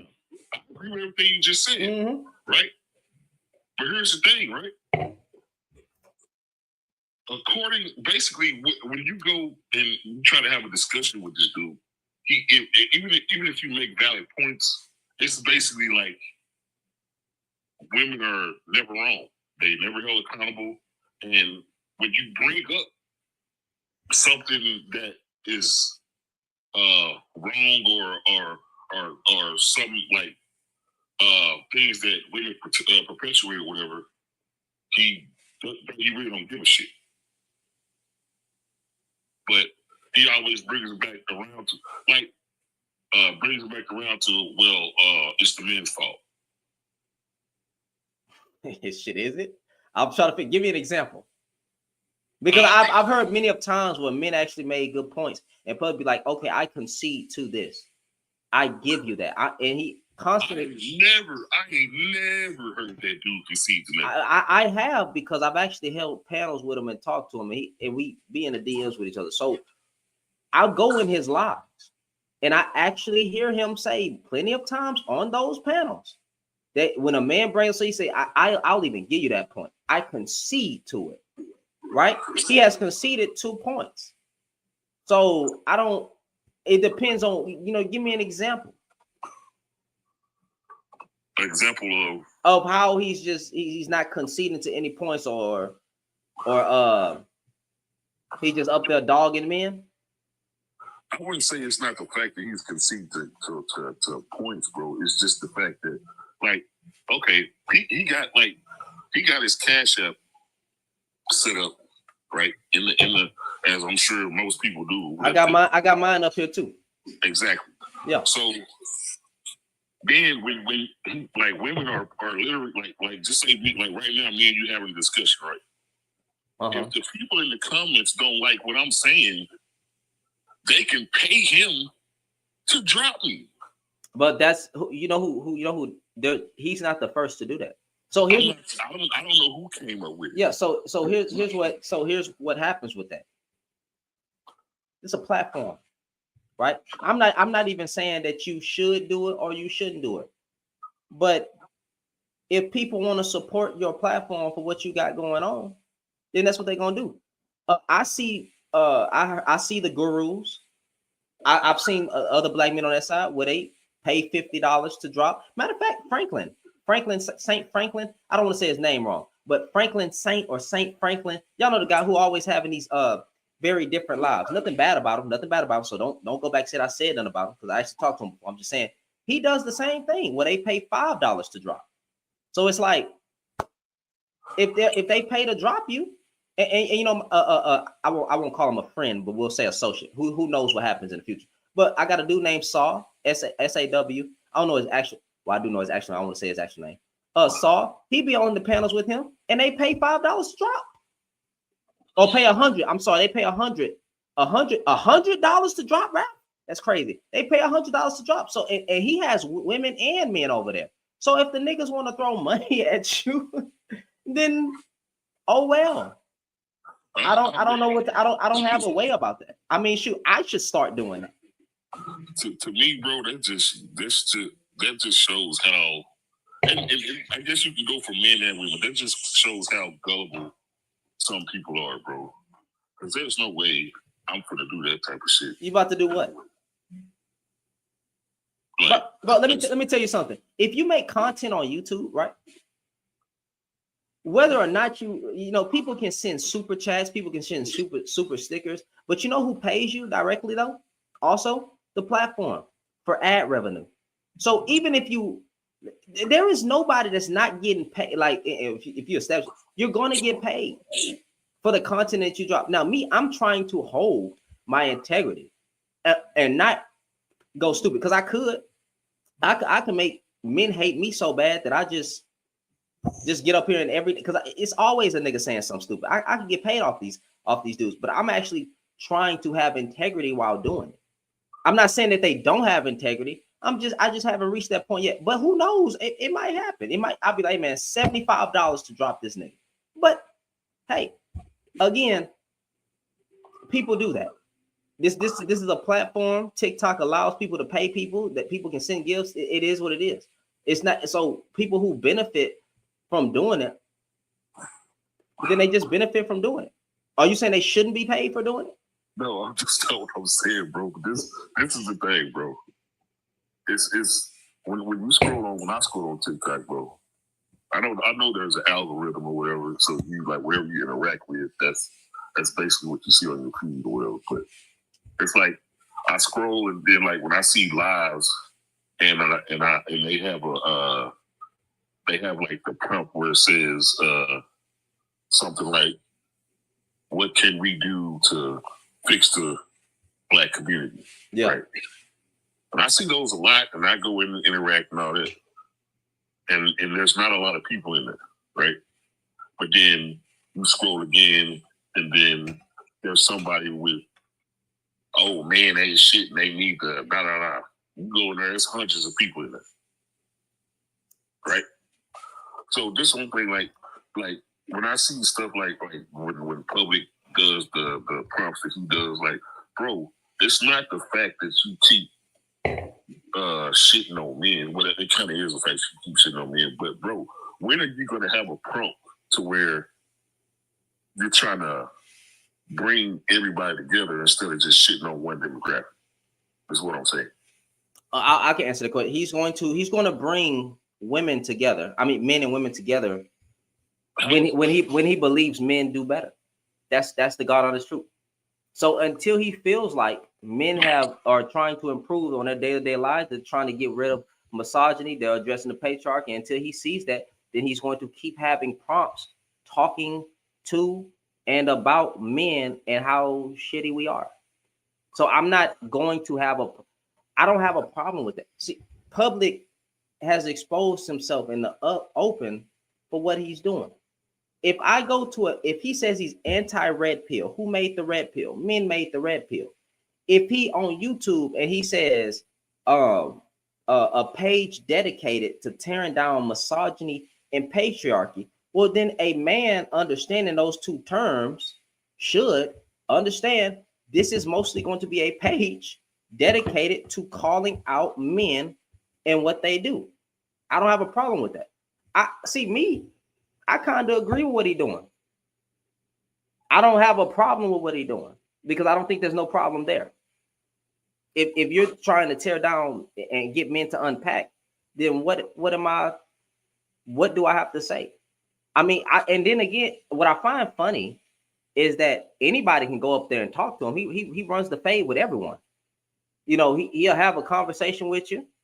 He'll be balanced. He not even as, for better lack of word, he's not even as spicy as I am when dudes try to get up here and say something stupid. You know how many times I went in Public Live and had discussions with Public, bro? No. A lot. So at the same time while he's trying to tear down misogyny and the patriarchy, it's basically like he don't even think that misandry exists.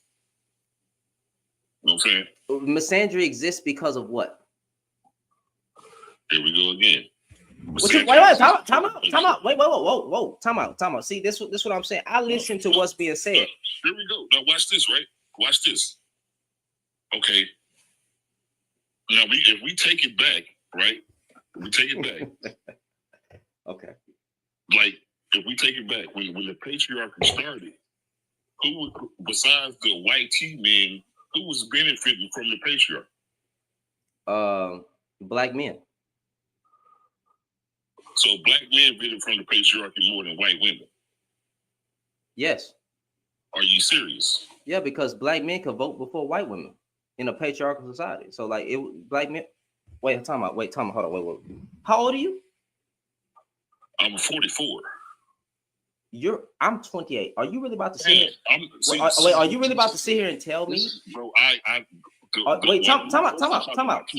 Are you really about to sit here and tell me? Fam, we're talking about two different things. What I'm saying is the patriarchy of when the world was being ran by white people and black people were still in chains. And the white men and the white women was benefiting. So you're talking back to slavery. You're talking back to slavery. Okay, you want to go all the way back to slavery. I definitely know that black men had the right to vote. Come on, bro. Okay, so when the laws were in place, the Constitution, all that, so when we got freedom and all that, who benefited more? Was it Caucasian women or was it black men at a certain point in history? Which one would you say? That's still kind of up for debate, bro. Because if black men were still, if they had the right to vote and they were still getting treated like shit. What does that mean? And they were still getting killed, people were still getting lynched and ruined. What does that mean? Who's really benefiting, bro? You still benefited because you could vote. You benefited. It's still a system for men. So you still getting treated bad by white men and white women. Don't mean you weren't benefited. So you got to do more things under that system than your counterparts, which is the black woman. So like again, I'm just tying it all together. I mean, you're right. If you want to go back to slavery, yeah, you're right. But later down the line, even under the patriarchal society, black men did benefit at a certain point of history more than Caucasian women. So I don't understand. I conceded to your point, but I didn't know you were going back to slavery. So I concede to that, but other than that, look now. So when do you think the patriarchy started? Way back then, long time ago, since the foundation of the earth. So why would we just start it when black men got the point right? Because I thought you were talking about it I thought you were talking about in this patriarchal society. So if you want to frame it as if Caucasian men benefited, I forgot how you framed it. You said who benefited first? I said the white men and white women benefited more than black men and black women. Yeah, but white women. Okay, that's fine. So and then at one point, as we keep going in the history of the United States of America, black men then benefited more than the white woman when it came to certain laws and things they could do. I guess so it's not always. It wasn't always just white. It wasn't always just white men and white women benefited more than the fucking black man and black woman. That is not consistent throughout the whole scope of this America's cuz. Yeah. Did I make you mad with that one or something? Or yeah, bro. Why would I be mad? No. BPG. I was trolling. I was trolling. I said it began at the foundation of the earth. I was trolling. Don't mind me. I was trolling. I was playing around. But yeah. So at one point, so what was what's the argument? I'm saying that women also benefited from the patriarchy. Okay, in some ways, yes. With some ways, women benefit from patriarchy today. But I mean, the patriarchy is set up for men, made by men, set up for men, benefits men. But it's a very small. I don't understand. So when he frames it like that, that's a problem, or that's wrong. What do you mean? If you're considering a benefit as in they didn't have to work, right? Because I think women didn't have to work. The man had to go out and provide and use all these trigger terms. If you're saying that it was a benefit because they didn't have to go out and do nothing, even though women have always been working, then fine. I'll concede to that. But it's certain things that they could not do based on the establishment of this country and even in other places of the world. So women don't really benefit from patriarchy. I'm just trying to concede to be balanced. I'm trying to figure out what the argument is. If we go back to what I just said, bro, like there's women to this day, and I guess you can say it's a small amount that benefited from the patriarchy that's still sitting on billions of dollars that was made off the backs of slaves back in the day.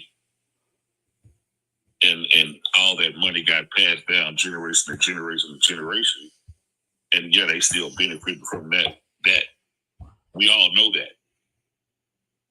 Right?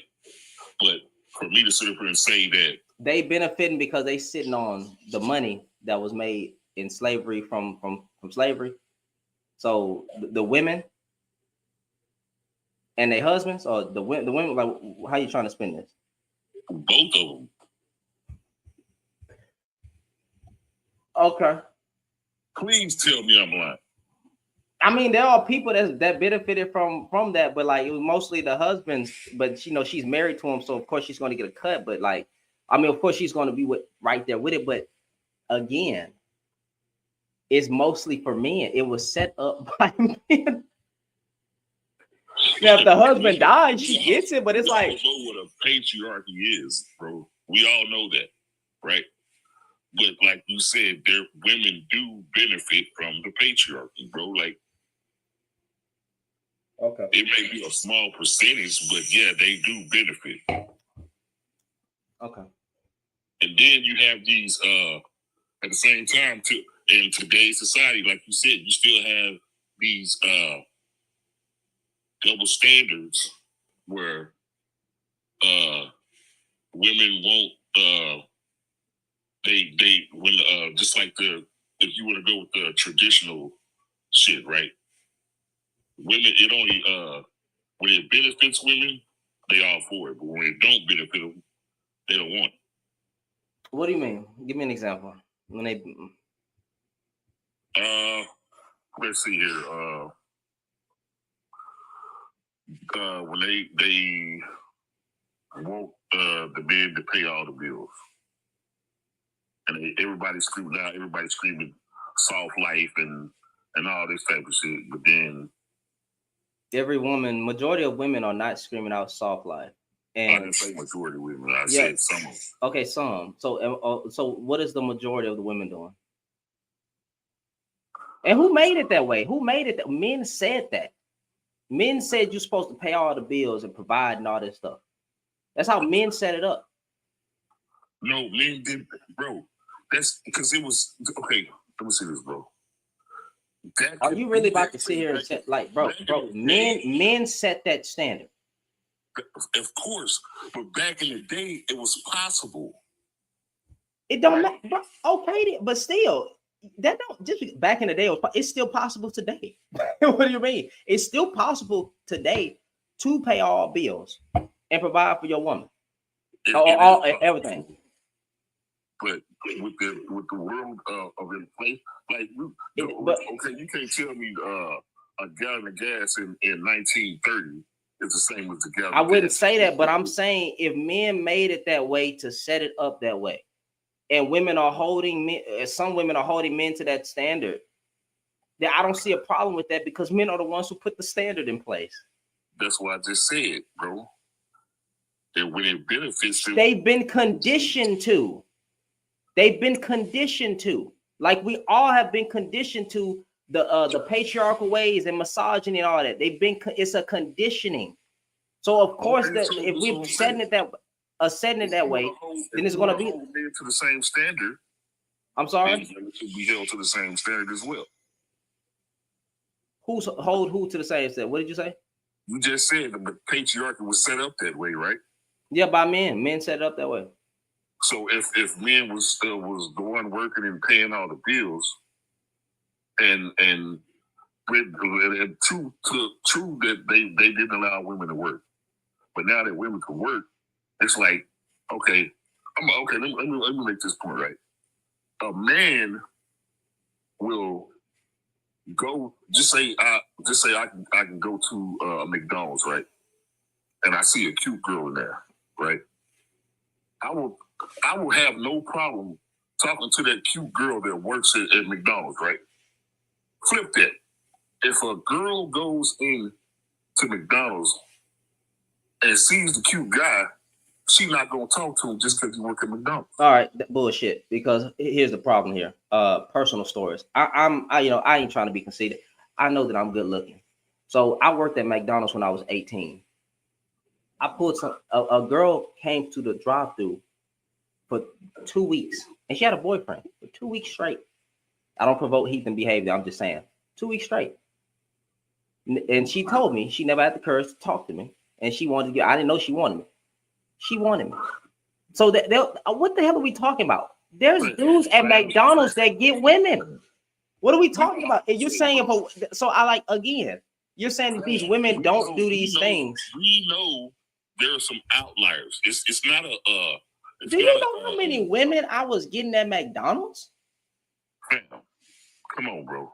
It's a lot of dudes that get women at McDonald's, Burger King. Like, what are we talking about? Y'all. Nah, you see, that's what I'm saying, bro. So if she were at what? So if I've we know that shit is red. No, it's not. It's not. It is, bro. It's not. Yes, it is. No, it's not.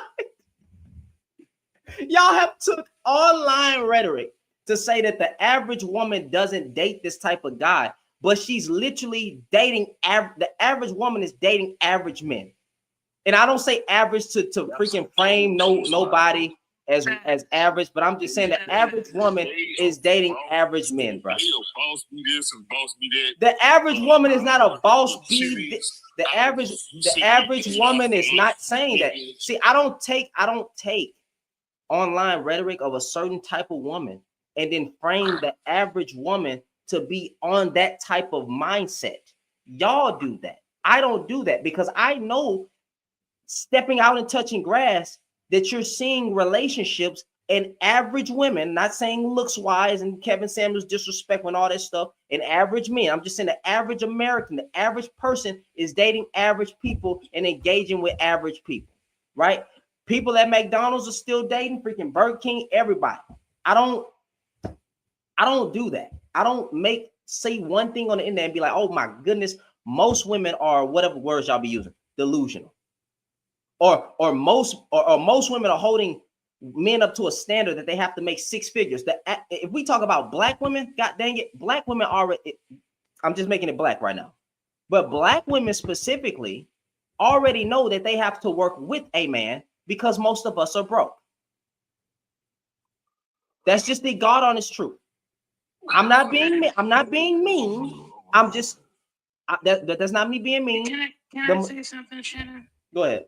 Just really quick, I want to address something that he has said in regards to it was a benefit for women, for the men to be the provider and pay all of the bills.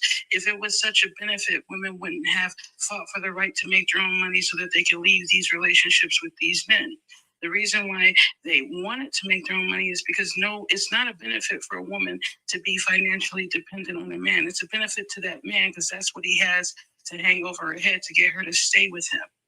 So that is not a benefit to women. For him to sit up here and say that was a benefit, it was financial abuse. is what I it didn't was. say that. What are you talking about?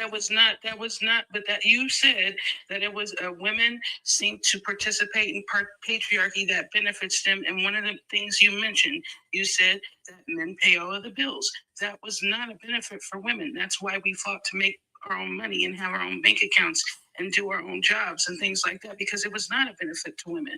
It was a financial abuse. Patriarchy. I didn't say that was a benefit. It was a part of the patriarchy that did not benefit women, is what I'm telling you. I didn't say it benefited women. I said it was. Yes, you did. Breezy, You literally did. You said that some women benefit from the patriarchy, brother. And I specifically said women benefited from. Are you serious, bro? What, me saying women benefited from the patriarchy, and then she said I specifically said women benefited from men paying the bills. Because you had correlated earlier in the conversation. When Shannon, wait, hold on, Lisa. What was the benefit? That's what you said. You had correlated the paying of all the bills and even said something about women, benefiting from the slaves and their hard work. You had made the correlation. So why would I or her or any person take it in any other manner or interpret it in any other manner when you correlated the two? So if the standard is the man paying all the bills under patriarchy, and you said, well, some people benefit the patriarchy because the woman didn't have to work and she benefited from the slave labor, then that's correlation, brother. But I'm not trying to put words in your mouth. You can try to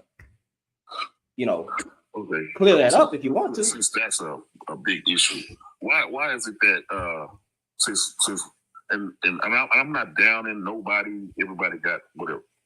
So if that's part of the patriarchy, why is that still part of the patriarchy today? Like why is it that men still have to pay all the bills today? Where most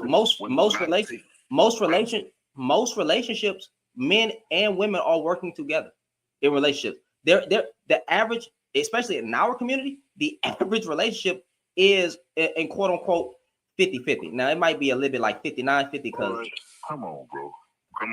Are you fucking bro? Look at our community, and then you tell me if the average black man is paying all the bills, even in the marriages. You tell me. Because I guess I'm saying something stupid when you can literally go look it up, because the gap even in the marriages is only $5,000, right, between the man and the woman. So if you take the average relationships and the marriages, both women and men in our community are working together in this 50-50, 59, 52, whatever, but it's like a 50-50 setup, bro. So am I lying? I think you are. I'm lying about the average freaking relationship between man and woman black is not a 50-50 type setup. You think that the average relationship that men are paying all the bills, let's be for real. Be so for real. You cannot think that in the average relationship that the men are paying all the bills. That doesn't make sense when the average woman is working and paying her own bills. That makes absolutely no sense. So because the average woman is working and paying her own bills, the average man can be working and paying his own bills. I didn't say that. I said in a relationship. Bro, don't know what time out. We're not gonna get gaslit up here, brother. I said the average relationship. In the average relationship in the black community, both partners are paying the bills in almost a 50-50 type setup. That's what I said. I'm gonna say this, bro. I wouldn't even say it's a 50-50. I would say it's more like a 60-40 or 70-30, because guaranteed the man would be paying the brunt of the bills, and then the woman will probably be paying like security or something like that. Bet. Let's take 60-40. That's fine. Let's just spin it that way for the sake of the conversation.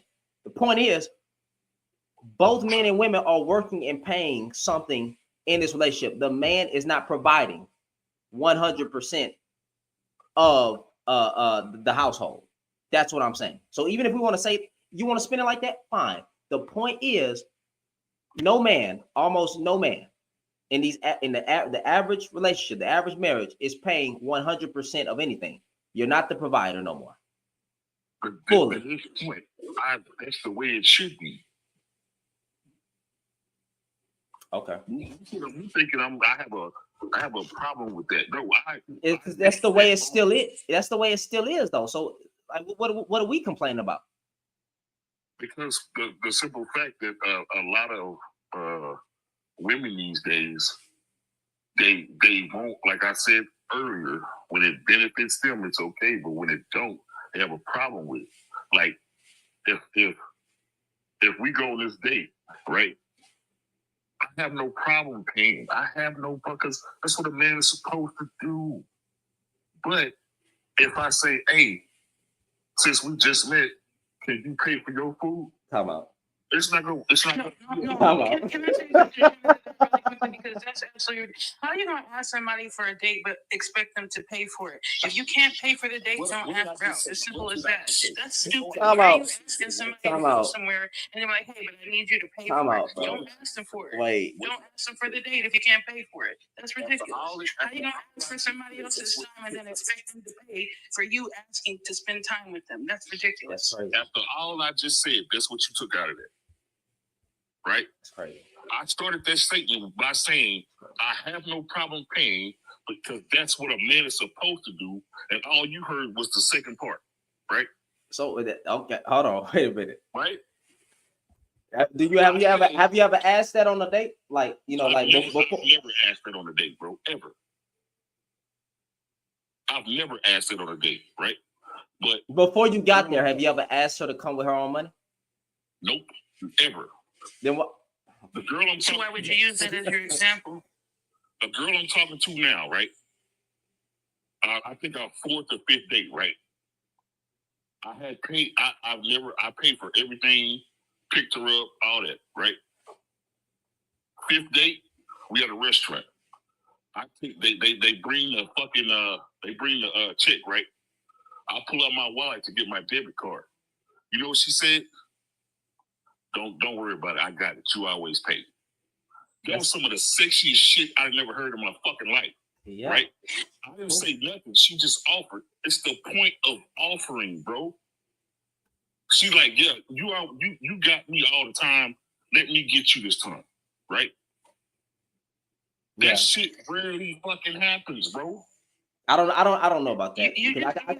I can speak into relationship. You said she said I can speak that you got me all the time. That wasn't the first date. That means that you had paid for dates before and she was comfortable enough to like, hey, let me pay for it this time. You're not saying, hey, I approached this girl on the first date. She pulled out her debit card. No, she said you got me all the time. That's what you just said. Now, answer this question, right? Hold on, Breezy. Give me a second. Mute your mic real quick, but I'm gonna come right back to you. For a second, bro. For a second. Give me a second. Miss Cheryl, how you doing? I'm doing great, Shannon. How are you? I'm trying to make it through another one. I hear you. You know, I tell you, it's just a pleasure to be on here with you. I found you this year, and I almost couldn't believe my ears when I heard your take on things. Accountability is something that has just about gone out of style. It's gone the way of the dinosaur. People do stuff and they don't want to take accountability.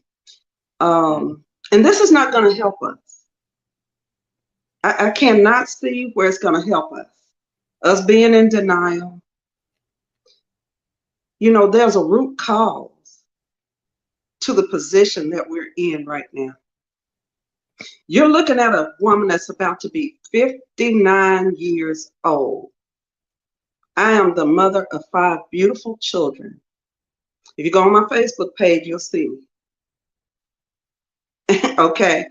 And these children were abandoned by their father, a smart man. He was everything I prayed for. Okay, not everything, but he was a smart man. Neither one of us had much of anything when we met. But men for so many decades, for so many hundreds of years, have really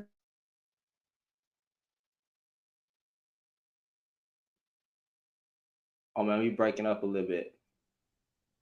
Okay. I tried to use my headset, but it Oh wouldn't no, work. the headset good. The headset good. I think it's your Wi-Fi or whatever. It's not coming But through for some reason. But is this better? I'm gonna speak a little bit slower.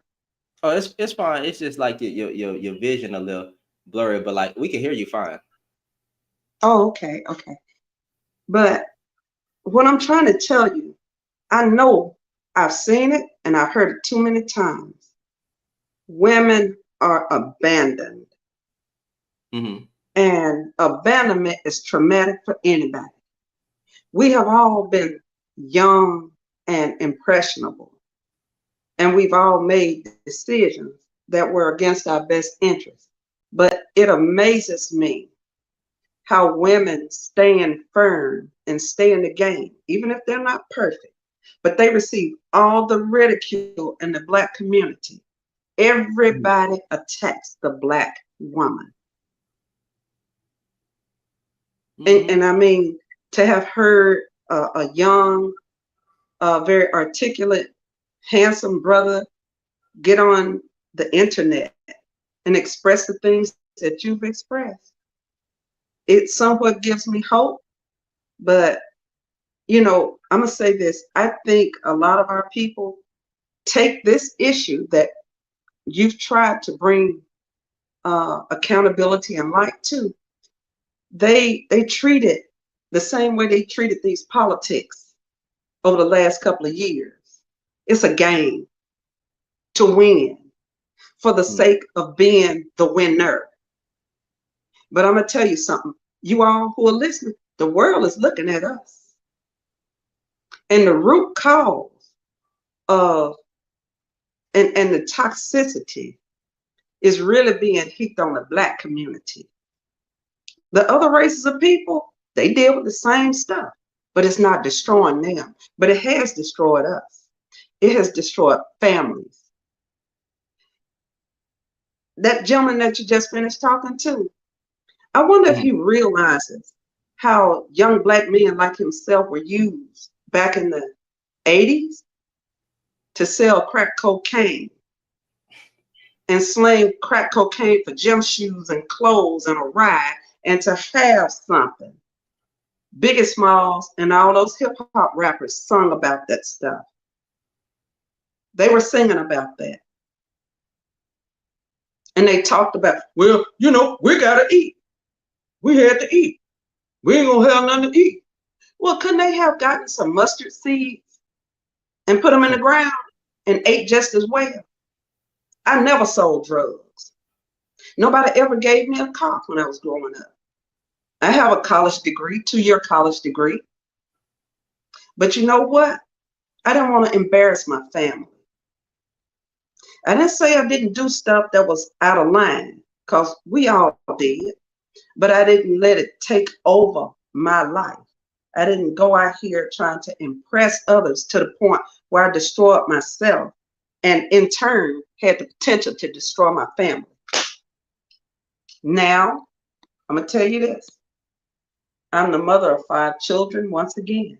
All my kids graduated high school with honors. My daughter and I just bought a brand new car tonight, her second brand new car in 2 years.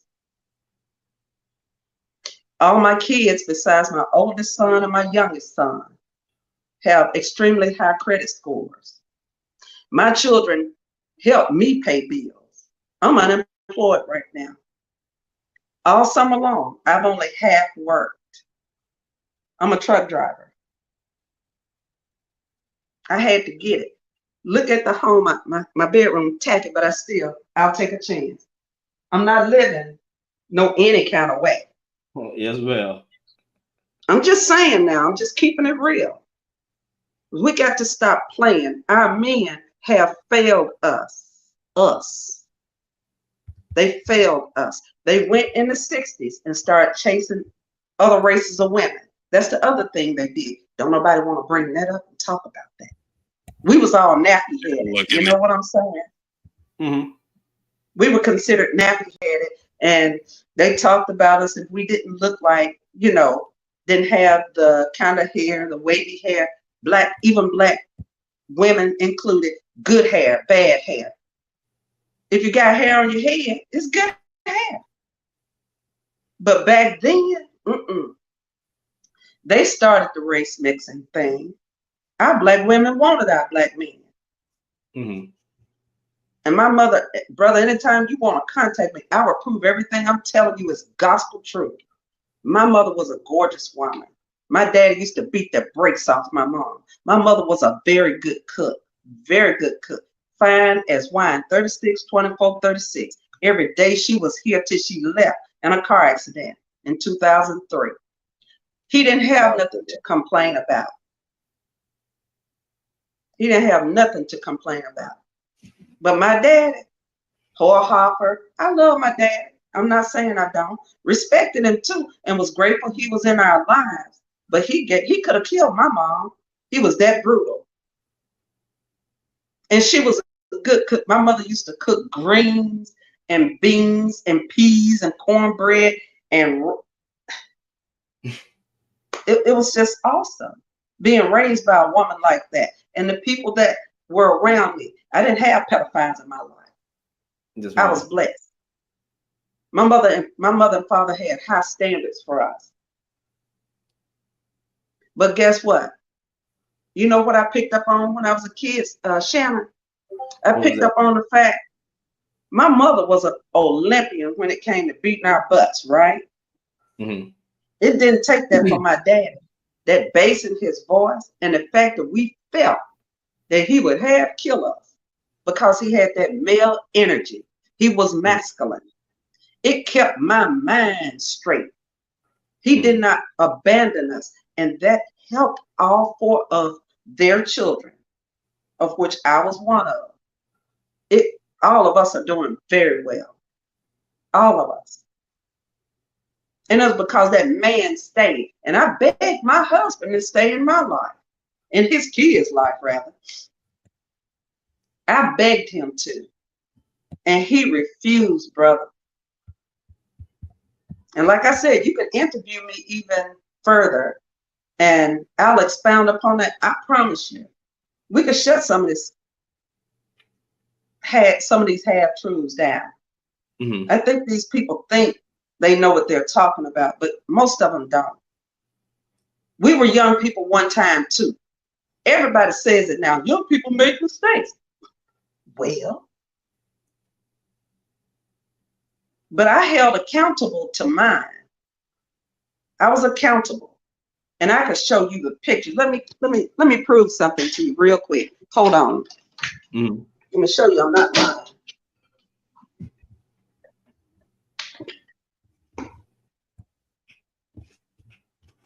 Can you see? You sure you want to show your room? I don't need to see all your business, but only if you're okay. Only if you're okay with it. I'm okay with it. You see that? Yeah, those are diplomas. Diplomas. College diplomas and high school diplomas of my 5 children that I had to finish raising by myself. That's all I'm saying. Mm-hmm. Our people play too much. That's our problem. We don't want to sacrifice. That's our problem. And our men have been getting away scot-free, not taking responsibilities. And I'm going to tell you this, a lot of women are the reason that these young men get away with this too. Their parents, because they don't want that extra relative in the family. So I know back in the day before we had the testing that we could do, a lot of children were discarded insofar as being denied. Well, no, I don't think that's your baby. No, baby, if you don't think it's yours, it's not yours. You don't know who she been with. Well, we don't know who he been with.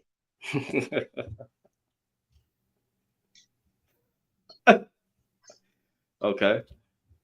It's foolishness. It's foolishness, but all I want to know is, where's the benefit for our race? And how has that worked out for us? Mm-hmm. We look like fools on the world stage. We look real stupid right about now, me included. We look stupid. And I'm hoping people will take seriously the things that you're trying to get us to grow up. That's what you're saying to the brothers. Grow up. Stop slinging yourself around like that. That's dangerous anyway. Health-wise, that's dangerous. And you also making other people's lives miserable. That's taking you serious. And that man is wrong as two left shoes talking about who black women will and won't date. Yeah, the kind that they won't date them. They want the women with the big, round, this and that and the other. And the ones that look like Beyonce. And here it is, they look like Bill Cosby.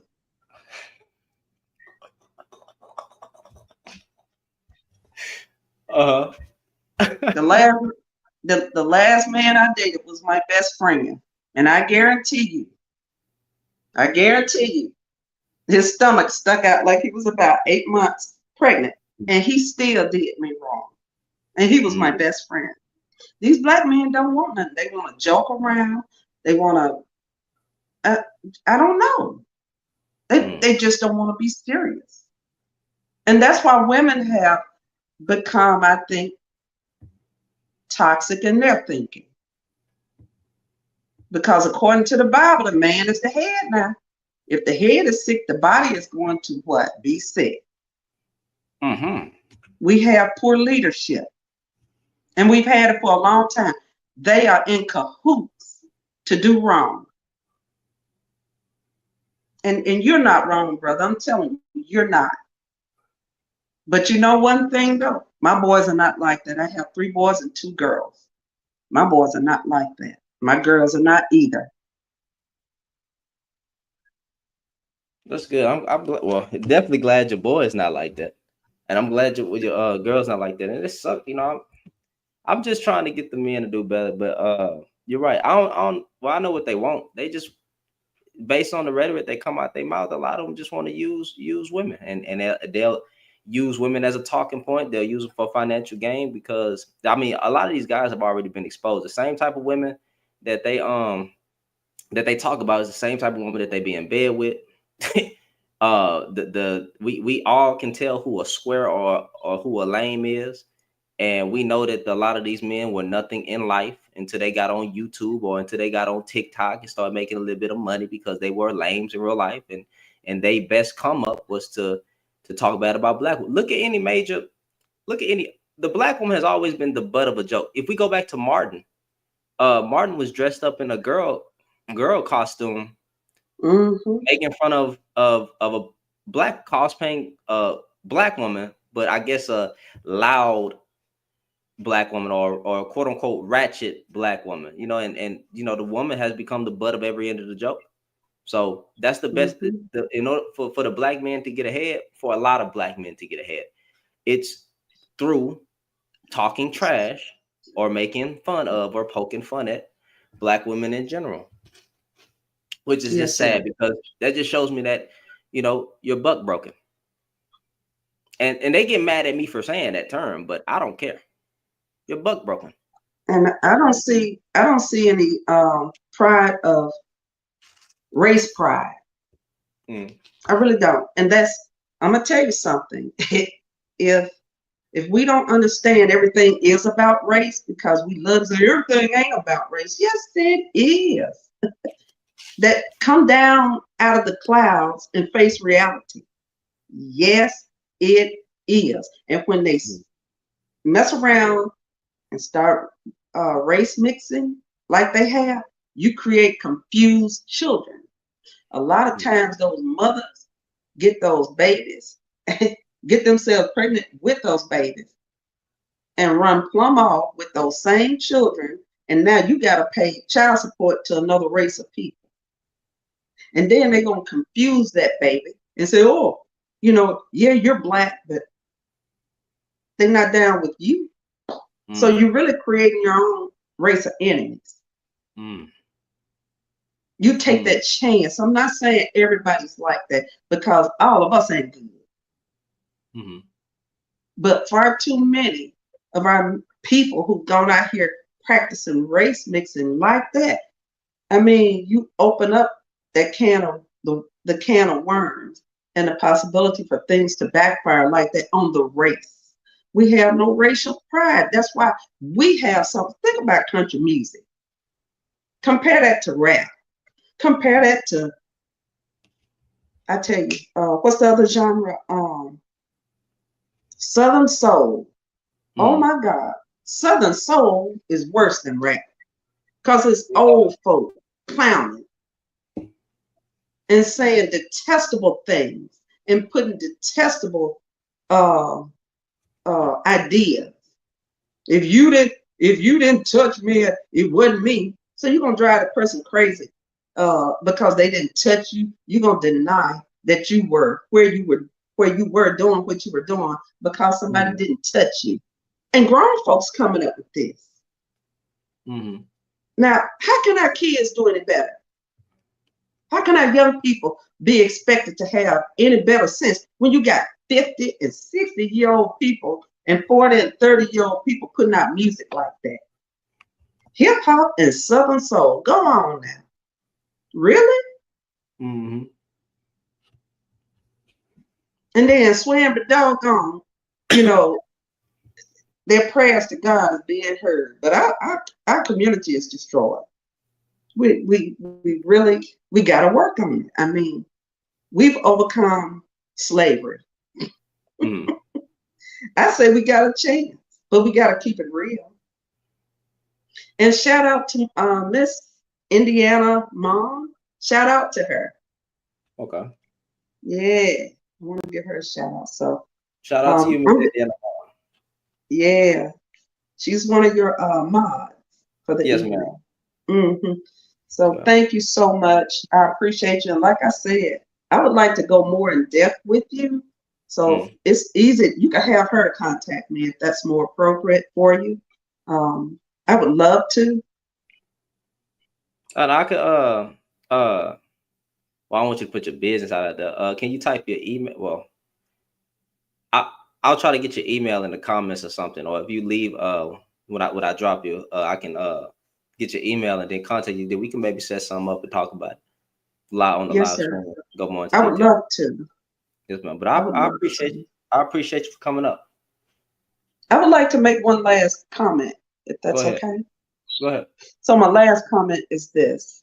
In the near future, one of my goals is to establish a character development camp.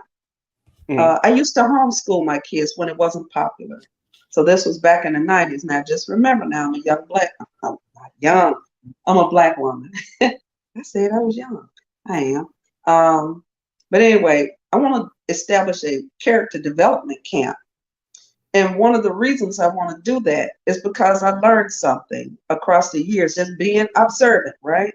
Most people do not love their children, and they definitely do not spend quality time with their children. You see, when you work one, you got two parents, a child has two parents, right?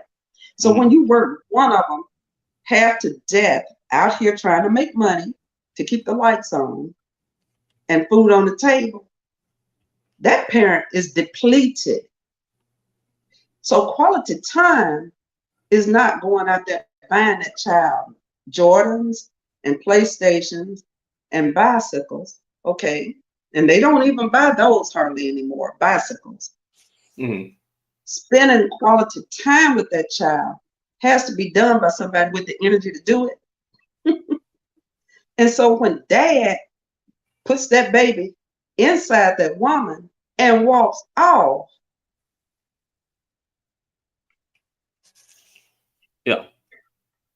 what's going to happen?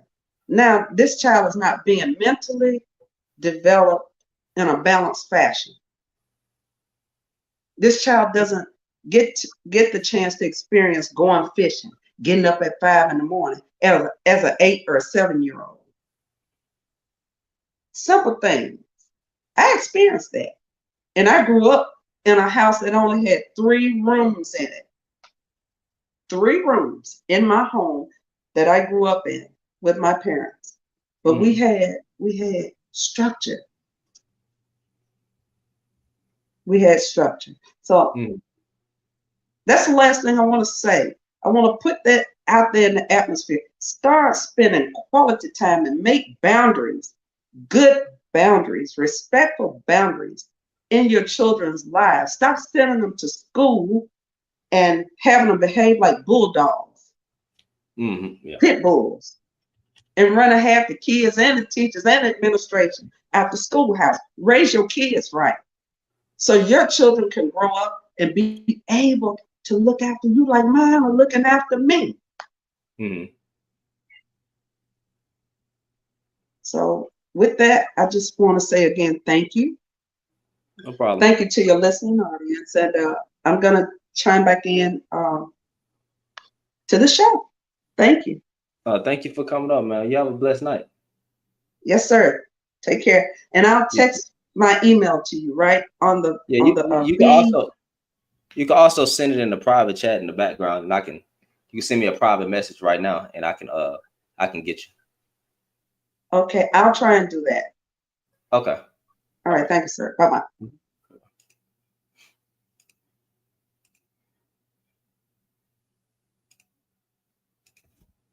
Okay. 1 second, y'all. Y'all tap that screen, share the live on TikTok. I'll be right back. I gotta use the bathroom.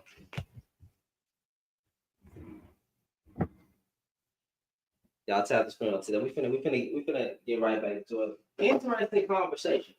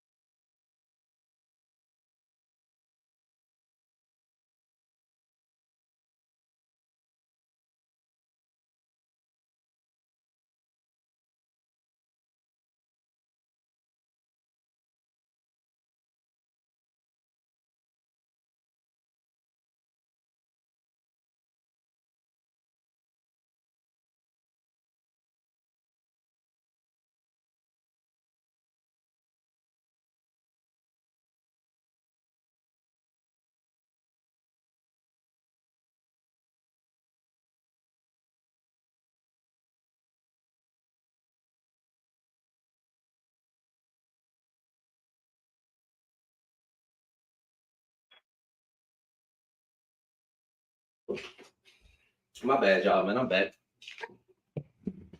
My bad. Let me start this TikTok thing. Let me start over. I'm back. Interesting conversation. All right. Very interesting. That was okay. Let's try this again.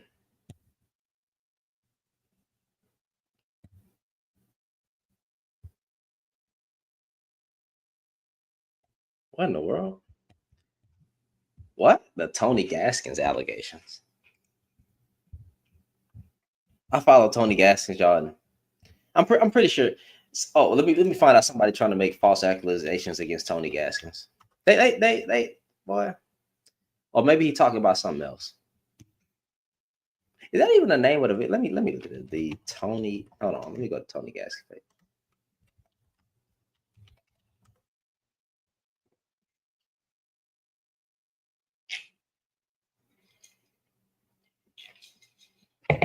It's a 15-minute video.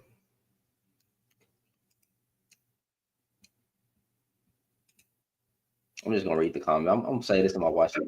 Nope. Not right now, brother. Oh. Yeah, because there's nothing on them. I see what this is. Somebody want to make false claim. Okay, I'm gonna have to watch this video. These guys want. Let's see if I can set her up private chat. Let me see.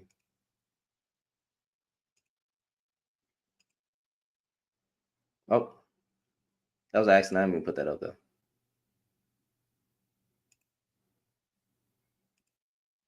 Y'all tap the screen, share the live, man. You got a disagreement? You tell me. You tell me. All right, we back in action. Y'all tap the screen, share the live. Yep. Ugly men, beta males. Ugly men and beta males. All right. I love your glasses, by the way. Appreciate you, man. Thank you.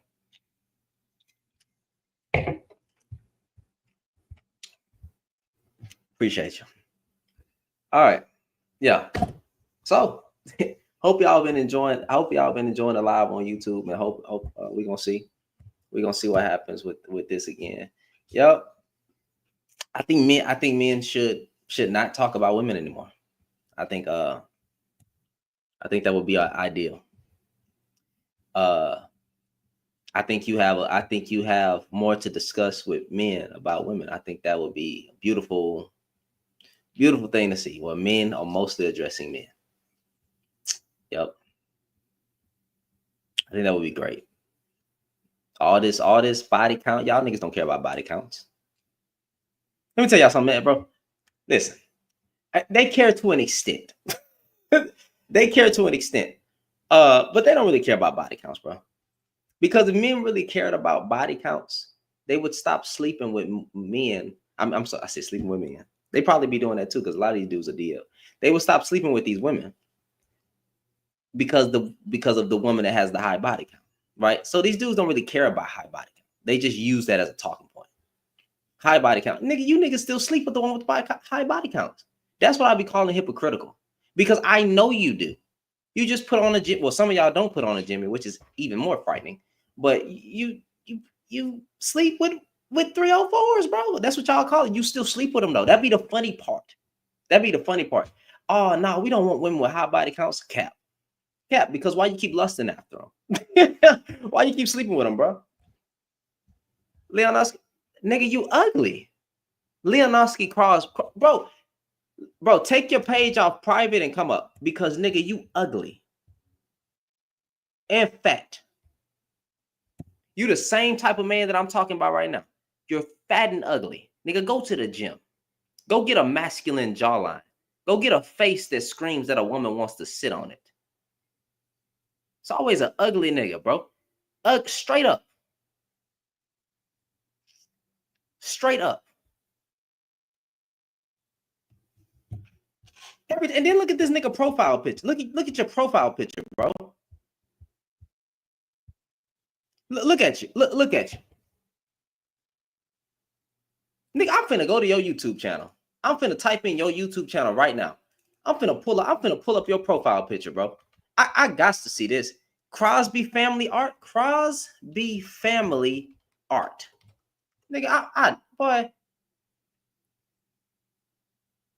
.com/@ Cros. No.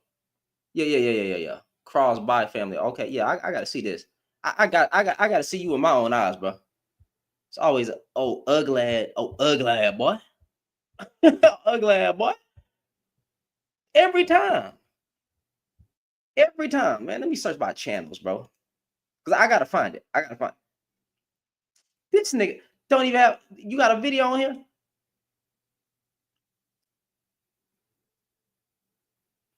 Look at this nigga, bro. Let me find out. Oh, lame. Oh, lame boy, bro. Over here playing with sticks with another man. The heck out of here, bro. Miss me with this nonsense, bro. Look, every time. Every time. That's why, bro, take your, like, that's why I want you to take your page off private. Every time. Bro, you don't get high value women. You niggas don't even know what a high value woman is. You niggas don't even know what you want half the time. Y'all don't even walk in purpose. You don't even know what a high value woman is. And you would choose that. This is why I don't feel sorry when some of y'all get cheated on. I don't. I really don't. I just be laughing. Nigga over here playing with sticks with another man on screen. Like, what are you doing? Family stick sparring. What? Family stick sparring? If that don't sound suspect, I don't know what is. Why would you name the title of the video that? And then he mass reports me. He mass reports me, bro. I got a violation. Let me start over before I get kicked off this night. Bro, over here playing with another like sticks, hitting sticks. How y'all, bro? You're too old to be doing that. Miss me with this nonsense. Oh, ugly, bro. Y'all, you old, bro. I can't, bro. These older.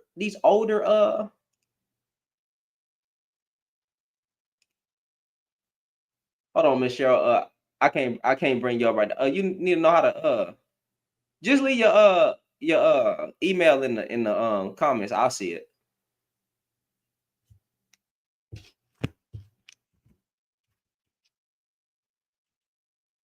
Yeah, like it's crazy. Oh, what are you doing? Every time you don't get high value women. Shady, you don't get high. I'm married. Every day I gotta constantly tell these guys that I'm married, nigga. My thing is, why are you online talking about women all day, bro? Men don't do that. Let me tell y'all something, bro. There is not one handsome fella online talking about women all day. I don't care. I don't care. Would you not say this man is sharp? No, I wouldn't. There is not one man who gets women, understands women, can make women have a good time in bed. There is not one man who does that sits around talking about women all day, especially even on Thanksgiving. You niggas didn't even take a break on Thanksgiving, bro. That's why I'm mad. You didn't even take a break on Thanksgiving. Y'all gonna be on Christmas talking about women. Y'all gonna be at freaking what any other holiday. Y'all dudes gonna be online talking about women, bro. This is your hustle, fam. My goodness, it is so simple. Go after the woman that wants you, nigga.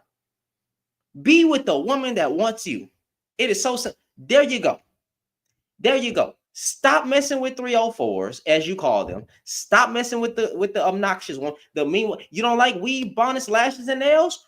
Go get the woman who doesn't have weave, bonnets, lashes, and nails. That's all you gotta do. Y'all make the dating life so hard, bro. Y'all make the dating life so hard, fam. And it's actually quite sad. That's why it'd be so sad, bro. It's like goodness gracious. You guys are absolutely pathetic. How do y'all? I don't even understand how y'all have the energy to do this all day, bro. Y'all don't want to talk about nothing else. You don't got nothing else to offer to the conversation, but you just gonna talk about women. That's crazy to me. That's crazy to me. How can anyone possibly spare another? God, it's so sad, bro. Absolutely ridiculous. How long we been live for on YouTube? Let's see. We've been live for, I have no idea. We've been live for what was it, 3 hours?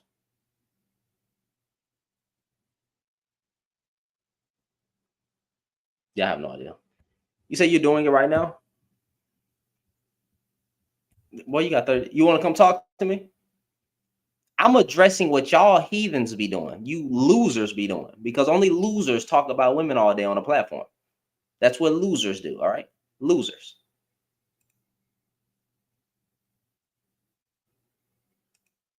Only losers do that. Wish you niggas would get a life. Get off the computer.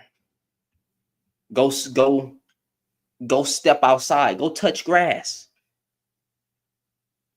It's a whole life outside, bro. Dude, this dude just get on and be able to change. Wait, what? Yeah, like again, it says 2 hours on. I've been live for 2 hours. It's crazy. Live for 2 hours. All right. Now, coming from the guy doing himself, 904. Change your name to 304 Duval.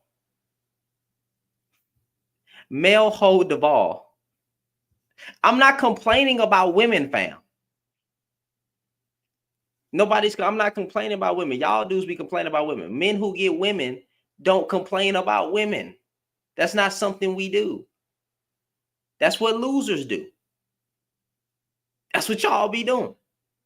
Oh my God, bro. The dating market in America, bro, the feminism, the feminist, niggas can't even spell feminist. Bunch of crybabies. Bro. Women. Bro, she ratchet to 304. I'm gonna invite 904. Bro, look at me compared to my guy. Me compared to you, bro, it's a walk in the park. I don't think you would want that, but I invited you up. So let's hear what you got to talk about. Mr. 33 followers, Mr. 904 Duval. Don't be a punk. All right? Don't be a punk. I sent you an invite. Come talk to me. Come talk to me, bro. It's always a sucker is born every minute. A square, a lame, a fake man born every second. So come on. Let's talk about it. Since you got so much to say in them comments. Come on. I got you. I got time. I got a little time. Oh, Breeze, if you want to finish, we could.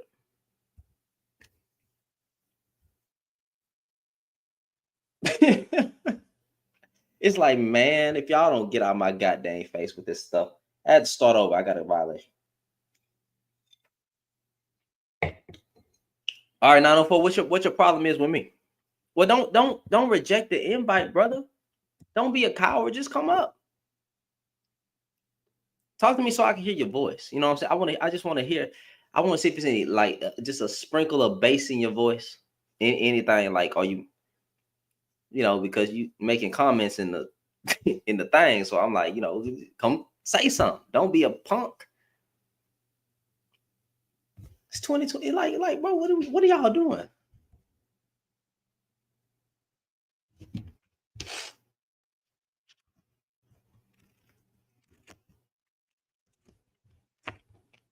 Asha says, what's an alpha man? Alpha man is a man who can stand on his own 2 feet.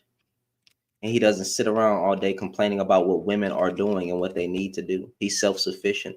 He's under self-control. He's not a complainer. He's a doer. He's a real man. As women would say, a real man. He's a real man. But there's not a lot of those nowadays. You have a bunch of punks with podcasts and microphones who get online and complain about women that they could never have intercourse with anyway. And I'm not promoting casual intercourse. I'm just saying they couldn't even get it. Right? So there's not a lot of, he rejected the invite, Kimmy. There's not a lot of alpha males. Not a lot of real men anymore. You have a bunch of punks, bunch of losers, bunch of dudes getting online complaining about everything in life. It's always the woman's fault. It's always the woman's fault, bro. These niggas be broke. It's the woman's fault. They can't get no women. Somehow that's still the woman's fault. They can't afford a car. That's the woman's fault. They can't get an apartment. That's the woman's fault. They get rejected on a freaking credit application or anything to do with application. That's the woman's fault. They can't find a job. That's the woman's fault. They can't wipe their own behind. That's the woman's fault. Everything is the woman's fault. Everything. Y'all tap the screen, share a lot. Everything is the woman's fault. Every time. You ask these dudes, hey, what's the problem with, women?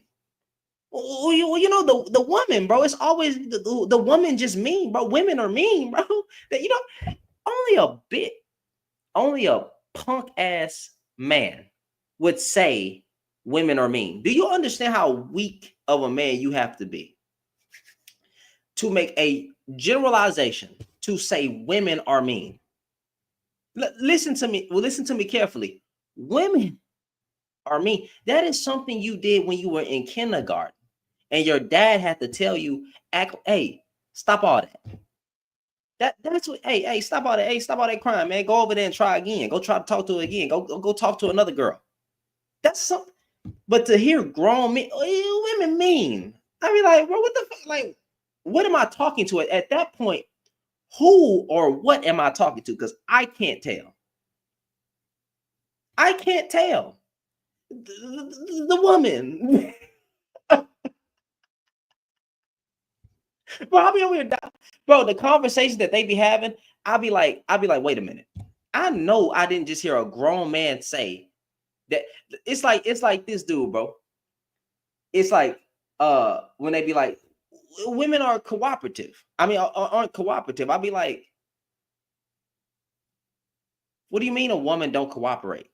Well, women are masculine. Well, are you a bit? I ain't gonna finish the cuss word, but are you a bit? Women ain't submissive. Well, it sound like you a bit. What man complains about submissive online? It's trigger words, bro. Submission, cooperation, uh, feminine, mean, ratchet. Like, it's just 3-0 for all of this stuff. I'll be like, bro, please, please, please, as grown men, bro. I got good advice for you. If that woman is no good for you specifically, leave that person alone. But you're making content. That's how I could tell you don't get women. You don't talk to women. And we talk on a daily basis.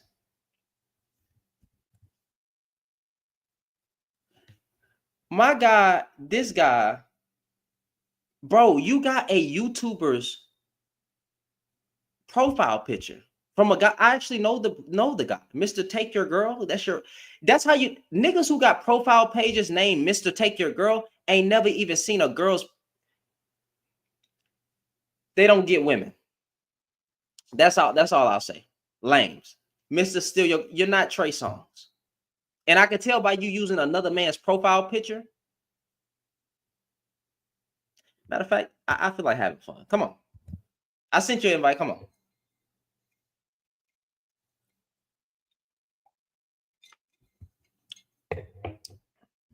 All right. We got a troll in the building. Go ahead, brother. Well, little buddy. Why you have another man's profile picture as your profile picture? That would be my profile picture. Nigga, that is not your profile picture. I know this guy. He's a YouTuber. He does meal preps. Yeah, I do meal preps, YouTube, and I also do TikTok, bro. Go check my page. What's your name? Josh. What's that guy's name, bro? What's that guy's name on YouTube? Josh. Josh what? I ain't put my last name out in front of everybody. Go look it up. Josh what? What's your YouTube? What's your YouTube channel, fam? It's under Josh. It's not just under Josh. What's your whole YouTube channel page, bro? Like 15. Which one you want? You said what? I got like 15. Which one do you want? Yeah, I can tell. Yeah, you don't even sound like the guy that's on YouTube, bro. That does this type of stuff. He's a workout expert. He's married. Where's your wife? What's your wife's name? We ain't gonna talk about. No. He said his wife. What's your wife's name? How many kids you got? How many kids you got? I got 2 kids. Come on, camera. Cam up. Cam up. Just press the camera icon. I gotta accept permissions. Give me 1 second.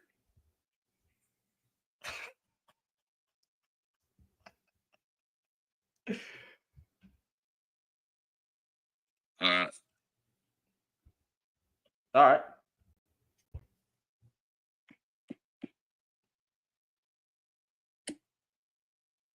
It's telling me you'll connect using audio only. You got it set to where I can or something.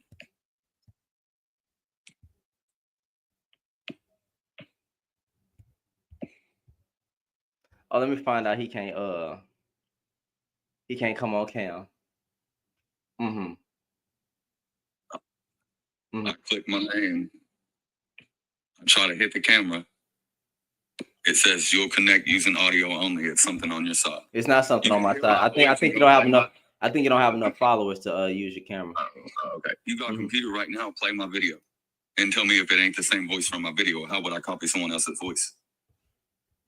What's your YouTube channel name? You can go under. I can go under what? Josh. A lot of these are made by a person. I pay a person to make on my page. Just let me look real quick. He only has one page. No, I have like. He got one main page, bro. What's the main page's name? It's not TikTok. You don't do those yourself. No, I'm talking about on YouTube, fam. What's your YouTube channel name? On YouTube, I go to a company here in Texas and pay someone, and they make all those things for me. Come out, video my stuff. Yeah, nigga, you're white. You're white. I can hear it. I can hear it in your. I can hear it in your voice, bro. Because that's not videos. People have told me I sound white. It's just that I speak plain. I'm from the West. Go play my video and see if we don't have the exact same voice. Okay. I'm trying to go to the video. I'm trying to remember what his channel name is. What's the main? Y'all? Somebody click on that profile picture and find the damn What's the guy's YouTube channel name, bro? I was just watching that guy's stuff yesterday. Popped up on my feed. He did. You know what? Meal prep for the week. Let me see. Dude, I found him.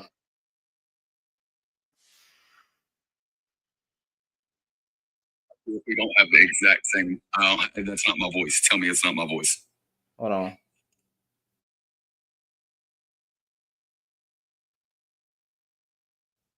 It's probably a little more Chris. I'm gonna go to a video because that's a short. He's not talking in there. They just posted one for me like 4 days ago. Oh, y'all give me a second. Y'all give me a second. Hold on. Oh yeah. That's not my voice. What's up, YouTube? Get the fuck off my page. Get the fuck off my page, bro. I told look at him. Look at him, bro. Miss me with the noise. He tried to troll. He tried. Good one, bro. Good one.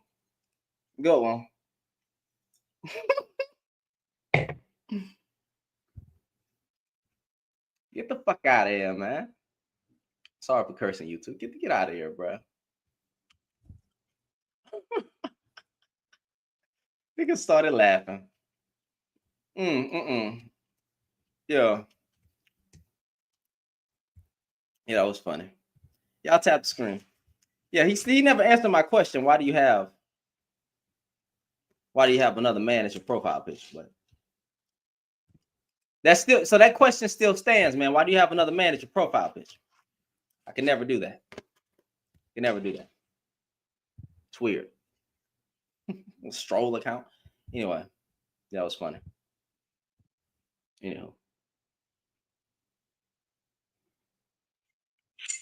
Why are you worried about another man's profile pic so much, man? What's so important? How old are you? As the same profile. How old are you? Because as a man, you should always represent yourself. That's what men do. We don't represent other men. We represent ourselves.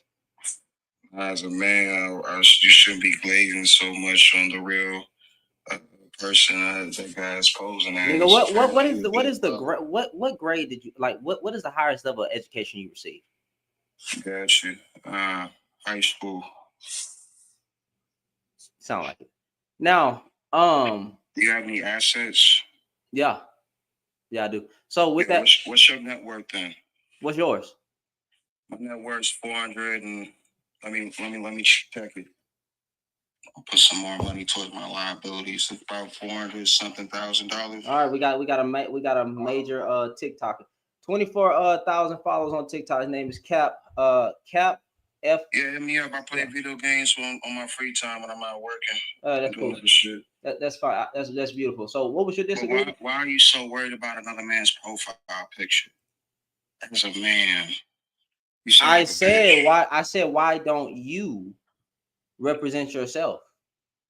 It don't matter. It's Because TikTok. first of all, he came into my live trying to Why was so troll important to you? me because that's weird. You know, that's He really trolled you though, man. it seems like obviously the guy was well because bullshitting it seems like he bussy pops. It So- wasn't obvious to you. You seem slow. So it seems like he bussy pops. So with that being said, Why is it so important to you, bro? because I wanted to have a conversation with the guy. Obviously he was trolling you. Okay, that's fine. So why are you so worried about me? It, though, Why are you so worried about me? Worried about why another man won't represent himself? Why are you getting mad, bro? I'm not mad. A stranger. Why are you worried about me? Worried about another man? How old are you? How old are you again? What's really going on? What's your net worth? Are you black? Yeah, I'm black. What's your net worth though? Cause I'm in the 400s. That's fine. So with that being said, what's your net worth, bro? You want to talk about my education? Let's talk about your money. we talking about my money. I'm making money. You couldn't tell me your net worth. So you say you're on TikTok and Stop stream? worried about another man, bro. Get your money up. Okay, so you telling me not? Who's worrying about another man? Pussy Fairy. You telling me to get my money up? That's crazy. That's crazy. He seemed really triggered because he got trolled earlier. I'm not mad. Nobody trying to troll. Nobody you, bro. believes you make $400,000. Nobody believes you have $400,000. For a second that he was actually that Nobody dude. believes you have $400,000. All right, that's okay. No one has to believe it. Show a text. My legacy secured. That's all that matters. That's the difference. You think your legacy secured on $400,000? You think your legacy is secured on $400,000? Yeah, my legacy is going to be secure, bro. But it's going to be. But you said you How think much money you got, to secure your legacy is only $400,000. It's crazy. Yeah, that's my net worth. I ain't never heard a man lie. I ain't never heard a man lie about how much money he got. That's crazy. What do you base your net worth on, bro? That's crazy. So what are your assets? But you say you play video games. What's up? You say you play video games? Yeah, I play video games. What's your highest let's go to Twitch. What's your highest the most amount of money you made online? I'm not answering any of your questions until you tell me your net worth. You broke bum. I'm not broke though. That's the funny part. You don't need to know my net worth. All right, cool. Then you ain't gonna answer any of your No, questions. I'm gonna go to your TikTok. So worried about another man's I'm gonna go to your TikTok. Don't worry about it. I mean your Twitch. I'm not on Twitch, but go to my Twitch. Nigga, your shit says Twitch. It's so funny, man, that your value is based on what other people think of you. I don't give a fuck about what other people think. You put a value. You think. Wait, hold on. You know what's even worse? The worst thing you can ever do. You put price on that. You put money as value. You so triggered, bro. You put money as value, brother. You put money as value. You brought my education. This nigga got 35 followers on. Get the fuck out of here. Get the fuck out of here, bro. You ain't making no goddamn money. Nigga ain't making no goddamn money. Nigga ain't making no fucking money. Nigga broke. Nigga ain't even getting paid. He ain't even getting paid from Twitch. Then that nigga had a cartoon profile picture. And then he thought $400,000 was a lot of money. Fuck is he talking about? Weird ass niggas, bro. Weird, bro. Tell you, bro. I'm gonna try to, bro. I'm telling you, I'm gonna try to bring Cynthia G on one of these lives, bro. I'm about right there, bro. I'm right there. Send Cynthia G a freaking email. Hey man, listen, Cynthia G, listen. I need you to come on TikTok. I need you to come on YouTube, and I need to have a conversation, bro. I'm about right there, bro. Oh Lord. Nigga, Kick said, catch me. That nigga ain't making no money. Don't believe that stuff, bro. Niggas be lying. Niggas lie on their D. Niggas lie on their career. Niggas be lying. That's what I should hold the title as. Niggas be lying, bro. We got another troll. Oh, this finna be funny. I see what type of lie we having right now. What's going on? Nothing much. How about you? Pretty good. Yeah, y'all keep tapping the screen, share the live. Okay, go ahead. All right. So, beta males and ugly men complain about women all day. Alphas don't. I agree. I just think like there's a lot of other stuff you could be doing in the day rather than just complain about what women do. Honestly, like I feel like there's so much time you could be doing investing in yourself, like working on yourself, your career, going to the gym, like going to your job or anything like that, studying for whatever you need to study for. There's a lot of other stuff you could be doing rather than complaining about like, oh, women doing this, women doing that, or like whatever toxic women be doing. I mean, me personally, anybody that like the women that these men complain about, I just cut them out completely. Like I don't entertain them because it'd just be a waste of time. Well, we don't have a disagreement because that's basically what this live is about. Because even on Thanksgiving, bro, there was an influx of men just online complaining about women all day when they weren't even chilling with their own family. And then another thing that's wrong is you see married men online complaining about single women. Are you cheating? Why are you talking about what single women are doing? You're not with that woman. Leave that woman alone. So get off the internet. Yeah, it's what gets me is the married men talking about the single women. It's like you're already in a relationship. You're already kind of set. Like you're married. You're in a relationship 1 and you're married 2. So you're already kind of more in a better position than most people, like relationship wise. So I don't see why you have like any reason to complain. If it's just like to bring up a topic of discussion and to put into perspective for other people so that way they can know like any red flags to look for when they're in a relationship, I get it. But if you're just talking just for the sake of like, I don't know, boredom, like you just want to talk about some negative stuff, then you need to do some soul searching or something. Do you think the average woman is toxic? The average woman, no. Like if I'm being honest, a lot of the stuff I hear some of these women say on TikTok and on social media like that, I've never met any of them like in person, honestly. Thank you. And I've had, and I'm glad I had the pleasure of not meeting any of them because 1, I wouldn't really give them the time of day, and 2, I don't really need the annoyance. I don't need the grievance. Like if you want to spend most of your time getting online and complaining about men and what men do, go on ahead. Like it's not going to take any money out of my paycheck, and it's not going to take any time out of my day because I'm just going to scroll past it.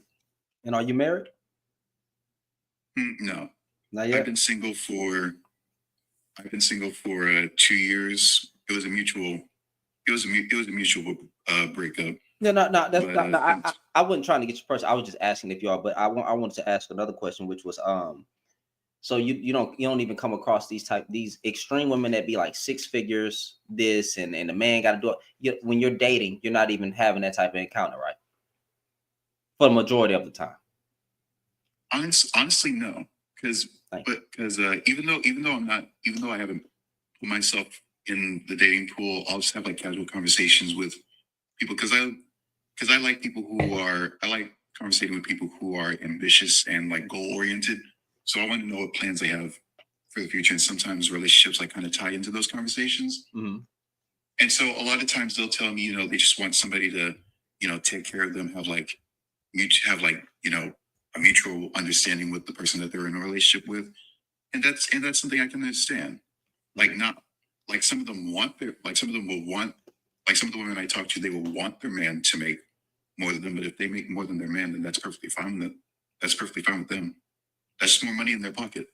That's more money towards their household. Yeah. Yeah. So like I do not see that as like a negative at all. Say the last part again. I'm sorry, I didn't hear you. I said I don't really see that as a negative at all. What was honestly the negative? Say the sentence again. I'm sorry. I was saying like a lot of the women I talk to, they do prefer their partner not necessarily make like, well, I guess in their case 6 figures would be in the same range, but they wouldn't mind if their partner made like less than them, if that makes sense. Like it's not something that's like I've came across those type of women too. Like, well, like they can't be too much under what she make, but like they're majority women already know that they have to work with their man. That majority of men are never going to be able to pay 100% of everything. That is going to be a teamwork type ordeal that's going on. Which there's nothing wrong with that. There's nothing wrong with that. I see so many people. I see so many people get up in arms about it, and I just kind of ask myself, like, why is you working with your spouse in any capacity in a relationship like having you this pressed? Honestly, it go ahead. Like it's probably a toxic person thing. I wouldn't know, but it's just surprising to me, honestly. I don't see majority of, I'll even be fair because I have to be fair. I don't even know if majority of men have a problem with that. I don't know if majority of women have a problem with that. All I do know is that there's an influx of online rhetoric coming out of men's mouth where it's talking about submission, cooperation, and all that nonsense. And then you have some women that say he got to make 6K, but the average person, the everyday American or wherever you live, is not on that wave. But we make these generalizations thinking that because of what we see online, every man or every woman must be this way. Every person. And it's stupid. It's stupid. Yeah, I definitely feel like people who spend too much time on social media have their perception on how society actually operates, like the perception of society is warped the more they spend their time on social media, honestly. So how do you think? And it leads to No, I'm sorry, I interrupted. That was my fault. Go ahead. And it leads to a lot of ignorant takes that you might see online or stuff like that.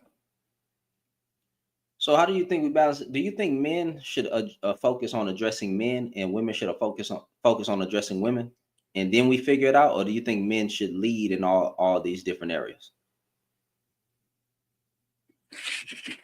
I think we can do both. I think men can address men, and then women can address women, because a lot of times a man isn't gonna.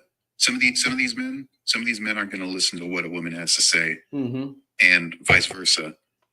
And so hearing it come from somebody of the same gender's mouth might make it, for some twisted reason, might make it make more sense. And then we can meet on the middle on certain things, compromise. Okay. Well, I actually agree with that. That one. Where it comes to, I believe men should address men, women should address women, and then we try to come together and figure it out. But I think the way that we're going about it in a lot of cases is wrong. Because you'll see, and even I can somewhat see if a man got upset with what I'm saying, even though I'm upset with what the men are saying. I can see how somebody takes the prompt and runs with it, but I understand that men do not sit around, or a certain caliber of man does not sit around and complain about women all day online. That's not something men do. We don't even do this on our regular dating. On our regular day-to-day conversations. We don't do that. Like, oh my God, the woman this, weave, bonnets, nails, lashes, ratchet, mean, obnoxious. These women, bro, that's for lack of better words. That's a yeah. Thank you. Pathetic. Yeah, it's pathetic. Thank you, bro. Like if you're like, there's no other way to put it. If you're spending most of your time complaining about complaining about what the other gender does, and a lot of times it's just like regular basic stuff that any other person would do. Like it's pathetic. Mm-hmm. It's pathetic. And if you have that much time, like 9 times out of 10, you're more than likely unemployed because you're spending most of your time on the internet just complaining or like fishing for any kind of attention, whether it be negative or positive, just by saying stuff. Mm-hmm. Mm-hmm. Yeah, that's what I agree. Like, they got this whole modern woman wave. Well, majority of men today are modern men. If you really think about it, I mean, and we live in modern times, so majority of women are going to be modern.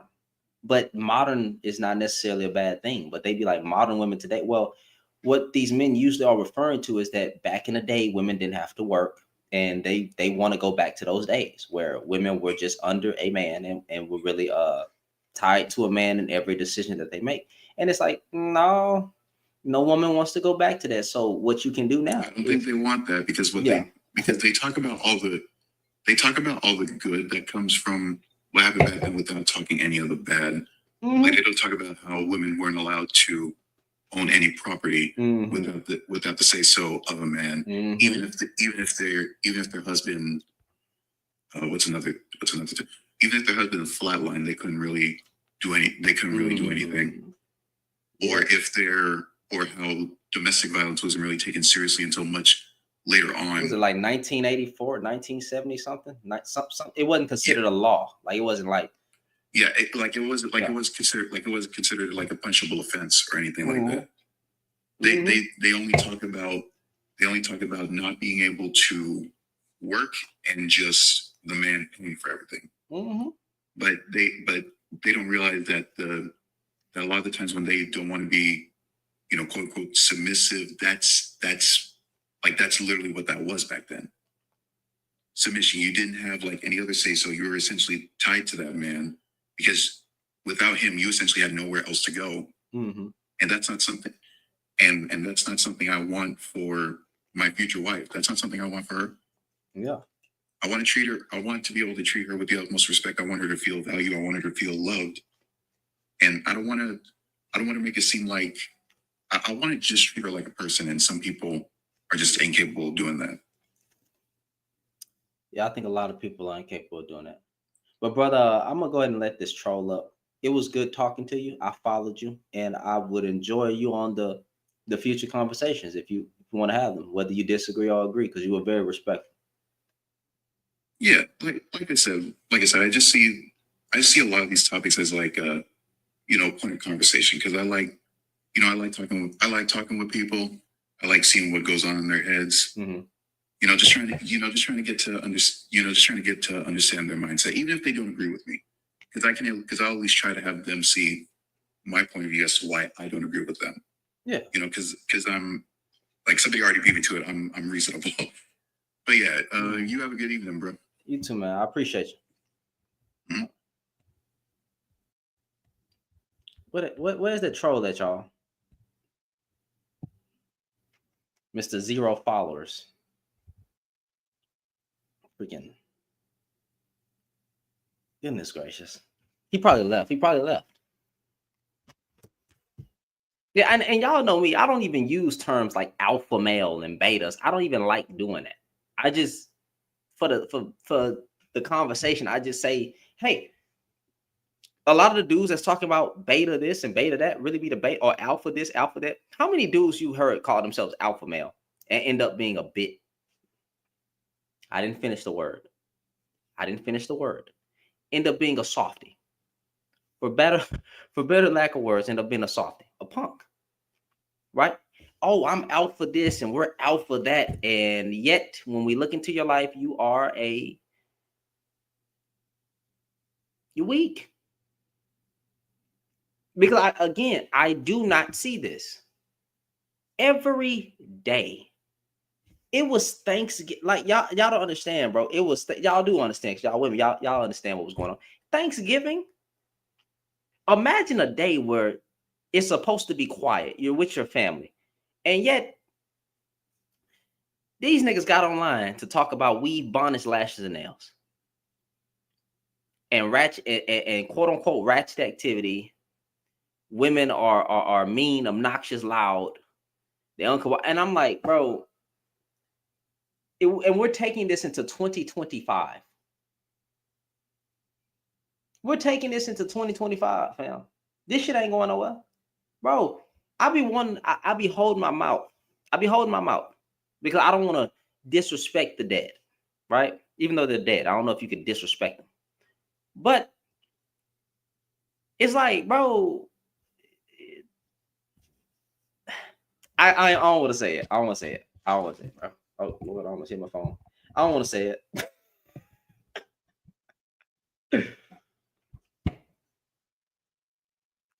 I'll say this. One of the major persons who took this thing to the next level has passed away. He passed away a few years ago. Fresh and Fit it should literally be like done because they're demonetized on every platform. It's like, bro, like let this stuff die out, bro. It's okay. I promise y'all, like, bro, it's okay. The world's still gonna go round. The world is still gonna go round, bro.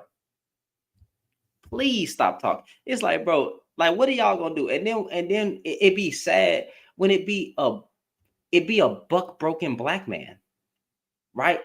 Who just sits online and talk about single mothers all day. I don't understand that. Fresh and Fit is still talking. I don't understand that because I don't understand how you can be so mentally with all the knowledge that's here and you saying that you're godly or a nice person or respectful and calm and all that, you got all these good quality traits, then why would you get online and talk bad about single mothers, say they're the bottom of the barrel, then you talk about black women as if you don't come from one, and it's like, and then you get mad at black women wanting to divest, which honestly, with the current thing that's going on, I don't care about it. There is nothing for me to say against black women divesting. I'm not finna sit here and tell women to put hope in a man. I'm not doing that. Y'all can do that yourself. I will never tell. We don't know listen, let me tell you something. We don't know who the good men are. I don't know who the good man is. I'm not recommending a homeboy, a brother, a family member. I don't know. I could be like, hey, I have never seen this man do these type of things and be in this type of problem. That's all I can do. That's all I can say. But I cannot be insurance for another man. I will not do it. So it'd be funny when I be seeing these women in my comments, like on YouTube and on TikTok, talking about, oh, hey, you got a brother. No. You got any family member? Nope. You got any uncle? No. Because I can't do that. And I don't want to be responsible. I don't want to be responsible, bro. I am not speaking up for no men. I'm not finna sit here and say most men are good. I'm not doing that. Nope. No. They be asking me, Shannon, what do you find good men at? Good men at? I don't know. I don't even I tell them not to call me a good man. Only Jesus is good. I'm not. I'm just trying my best to live like him and love my wife as he loved the church, to the point where I would die for my wife. That's it. So if I know that I would die for her, then why wouldn't I live for her? And to live for her means treating her right in every single way. So I won't even call myself a good man. So no, I don't have any family members. I'm a loner. No, but on a serious note, I can't do it.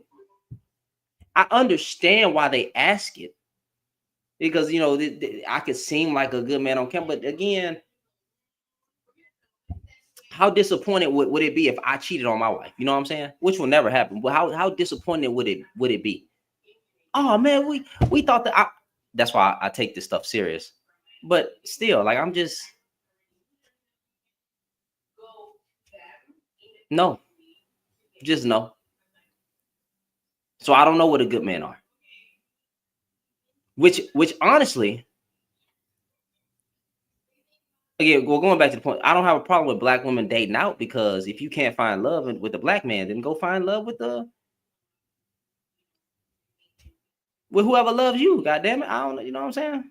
Whoever loves you, go find love with them. Point blank, period. What's going on, man? Man, what's going on? What's up, brother? Go ahead. See, I agree with you a little bit, but at the same time, I'm putting my homeboys on whatever. So when I know that my homeboys ain't shit. So as soon as it happened, I can tell the female, like when I tell them about them, I always say, I don't know, whatever you ever choose, just in case it fuck up their life. So it won't be all my fault. Wait a minute.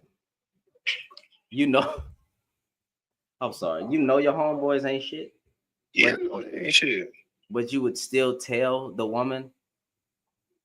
Well, are you trolling? You gotta be trolling. For real. I'm so for real. Like your thing say beta males and ugly men complain about women all day. Mm-hmm. Like you're very much true. It's only weak-minded men that complain about women all day. But once you learn, this is the key to women. Just don't give a fuck. A woman is gonna come to you if you don't give a fuck. Like a woman wants something.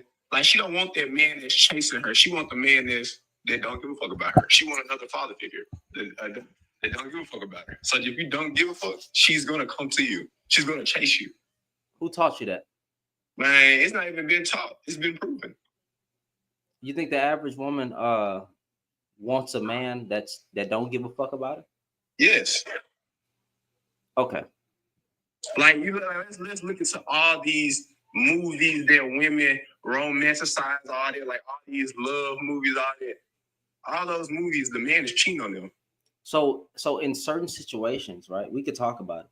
So what you're referring to is this women chasing the bad boy type thing, or just yes. Okay, so when they want what age does the frontal lobe develop?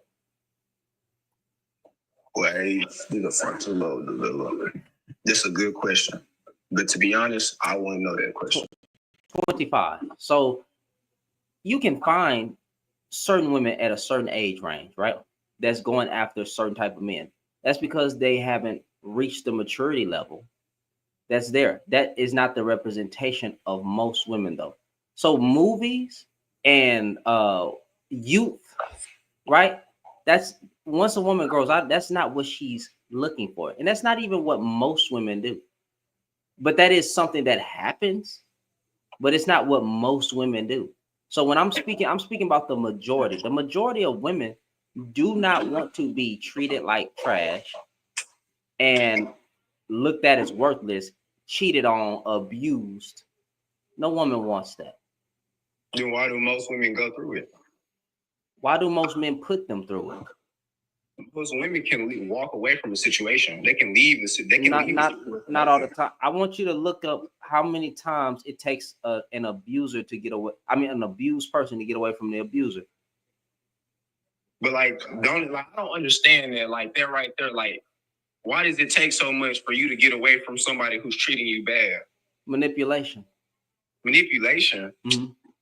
Bro, I ain't gonna lie. Ain't nobody manipulating you that bad to where you. So that's not the only. That's not the only thing as well, bro. There is a certain fear that men put on women, and we know we got that in us. You know what I'm saying? We got that in us to everybody. There's fear that comes with it. So if a nigga telling you that if you leave, I will unalive you and your family. Call the police. When the police get there, there's times where the woman calls the police and all they did was get a so let's say the woman left the man, right? The police, she put it on record. All they did was say, do you want to get a restraining order? They get a restraining order. That doesn't even stop some men from threatening that woman or killing that woman. So, and then also forget the physical, the punching down abuse. You got mental abuse as well. But also, what about this? Cheating. When a man cheats and she has kids, right? She has a family already. Yeah. The woman stays a lot of times because she's not trying to split her family. Now, they eventually leave, but she's staying and she's trying to forgive. She's trying to work it out. And it usually takes a several times before she just throws in the towel. Okay, so that's another reason they stay, because now it's children involved. Where's she gonna go? especially if she's not working and he's working. I mean, there's been cases and studies of this happening, why they don't leave. And then you do have Stockholm syndrome as well. Yeah, but me though, I'm gonna be honest, I'm only speak from my experience.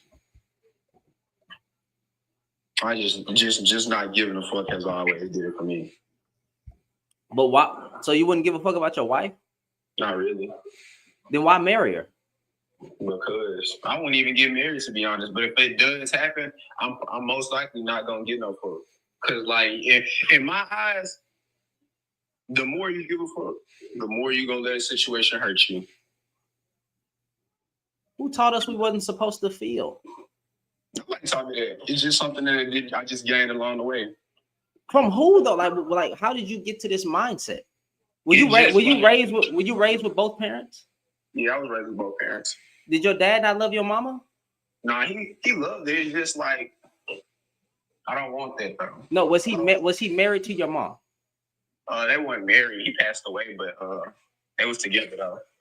Like, was he loyal to your mom, bro? I'm not trying to dig. Was he loyal to your mom? Okay, to me, like I didn't really see no like nothing like happening. Like it wasn't no like violence, no nothing. It was like a normal thing, like a normal little relationship. But like I just didn't really. My G, I'm sorry. Was he cheating on your mom? I was cheating on my mom. Yeah. Not that I heard anything. Oh, cool. So let's just take it at face value. If he was loyal to your mom, even though they never got married, but were they in the same house? You grew up in the same house, right? Yes, sir. With both of them in the same house. Yes, sir. Okay, but so if you've never seen this from your dad, how did you get this? It's just like I didn't want that. But why do you want to? You want to treat women wrong? I want to be what? Treat women wrong? I don't treat women wrong. But you just okay. I'm sorry. You want to not give a fuck.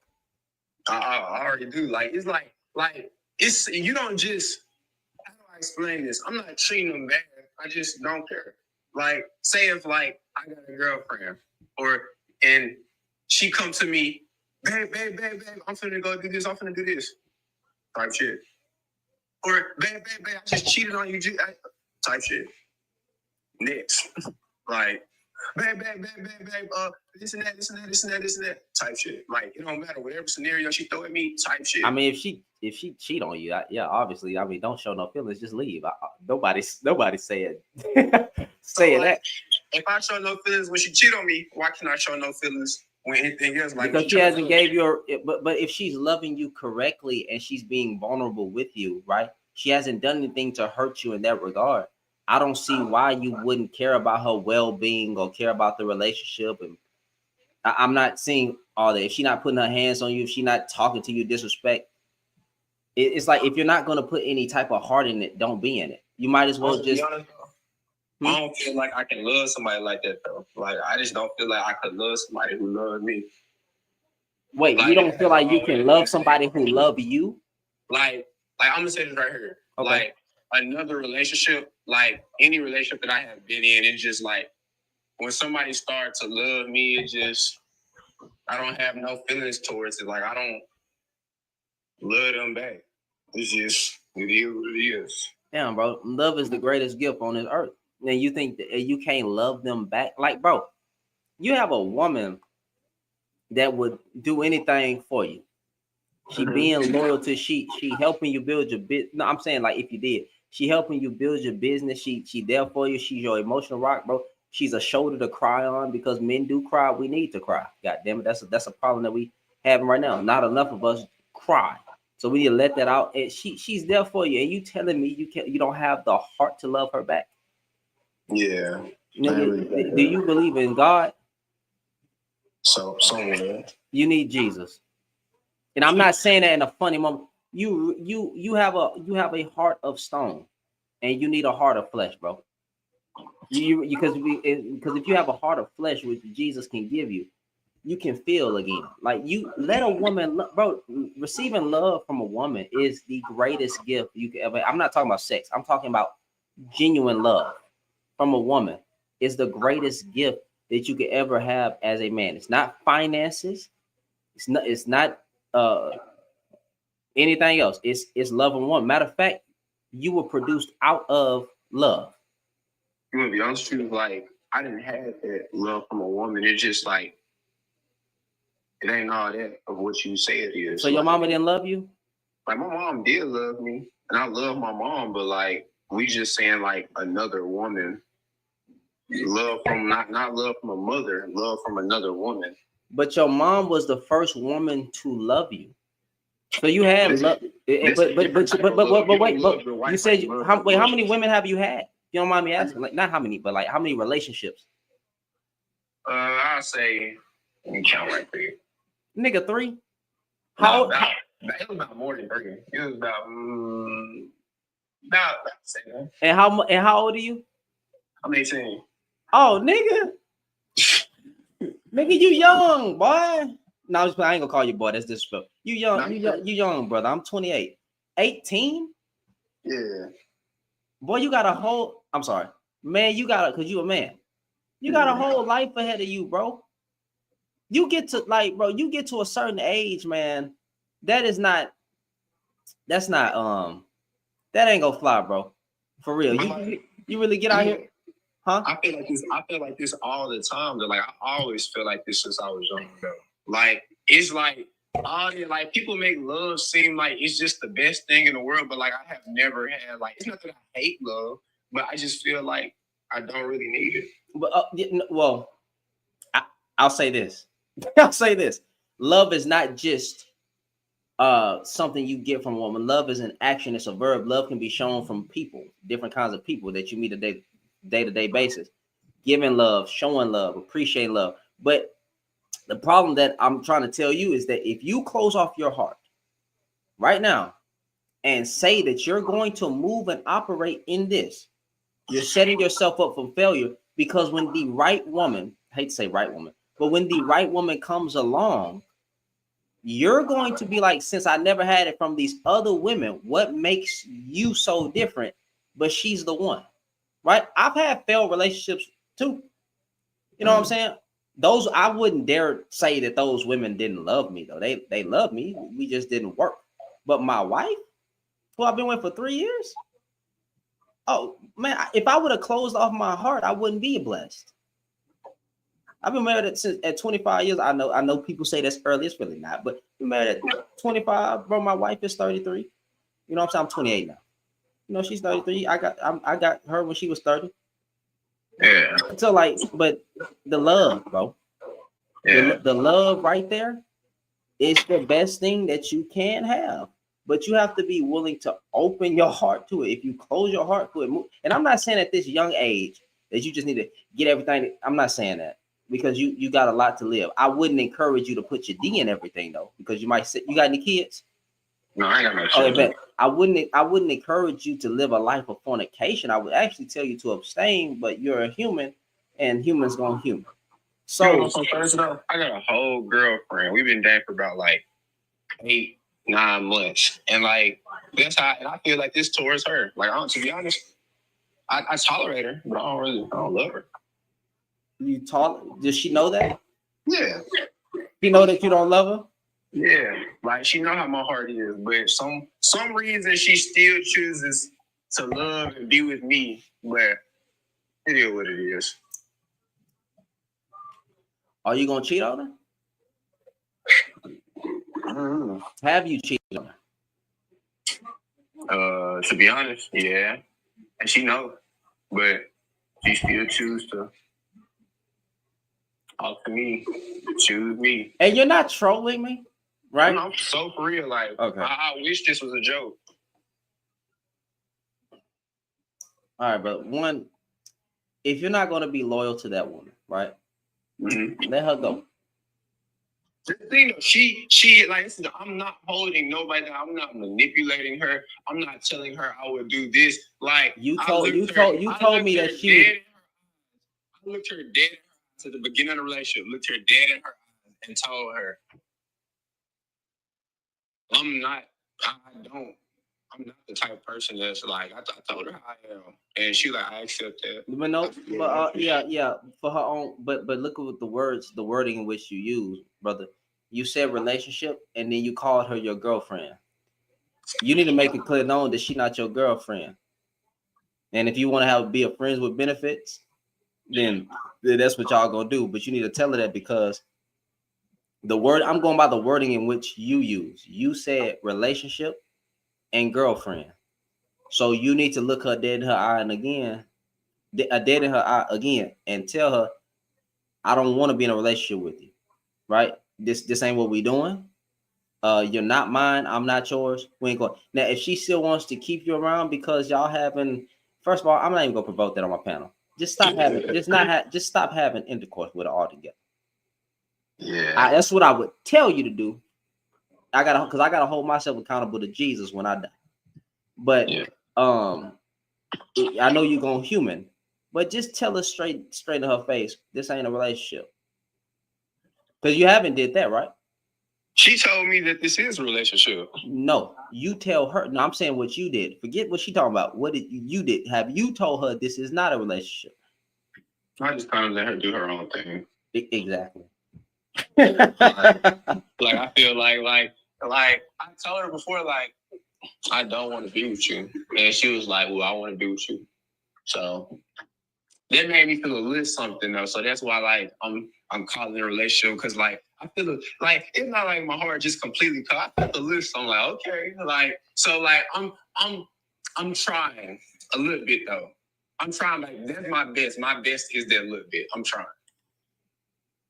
Brother, I'm scared for you, because what usually this turns into, she's with you right now, and when you finally open up your heart, if you do, and she does one little minor inconvenience, you're gonna close it up again and be like, see, this why, or let's say you actually break up with this woman, you get with the next woman, and you open up your heart, and that woman does one little minor inconvenience, you're gonna close it up again.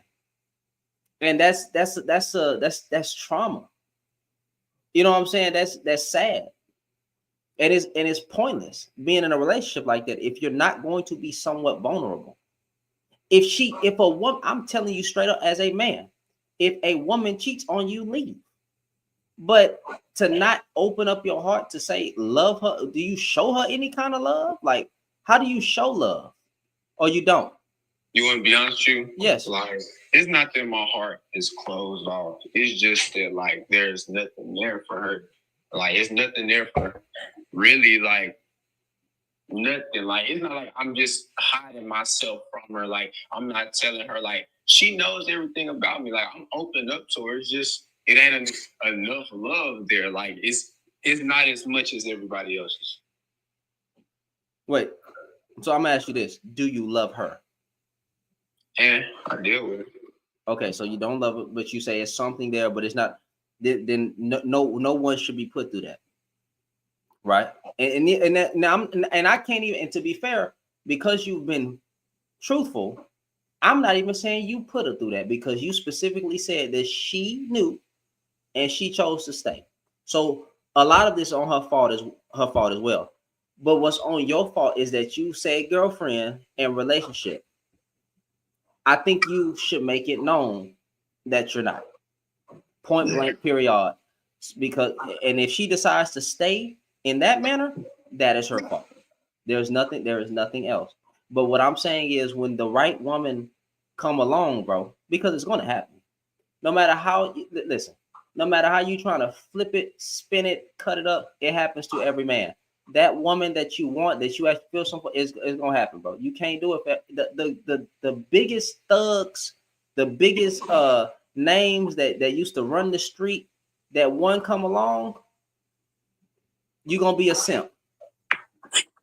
Lord. In a good manner, fam, in a good manner. Listen, bro, I'm a simp for my wife. I didn't like and love girls before, but it's just like the way I show it. I think that just go forward, just telling the women that you messing with that it's not a relationship, bro. That it's just not a relationship, because I know you saying that she understand, but what she gonna be doing throughout this time, brother, is clinging on to hope. And hope can be good and dangerous at the same time. Because what that hope turns into is delusion. Because she'll grow up to be this type of woman that I'm about to say right here. I thought he would change. You know what I'm saying? I thought things would be different. And whole time, things were never meant to be different. And it's women that will say that. Women will test that. Women will be like, that woman was delusional, right? So just tell her up front that this. Just tell her next time you do it, because don't use her for your personal convenience, bro. I know y'all maybe, huh? You didn't inspire me. Hold up. I'm finna follow you and I'm gonna be back. I'm finna call her and I'm finna tell her everything you're telling me to tell her. So I'm gonna call you back. I'm gonna join back. Give me a minute. That's a bet, bro. You have a good one. I'll be waiting. All right, bet. All right.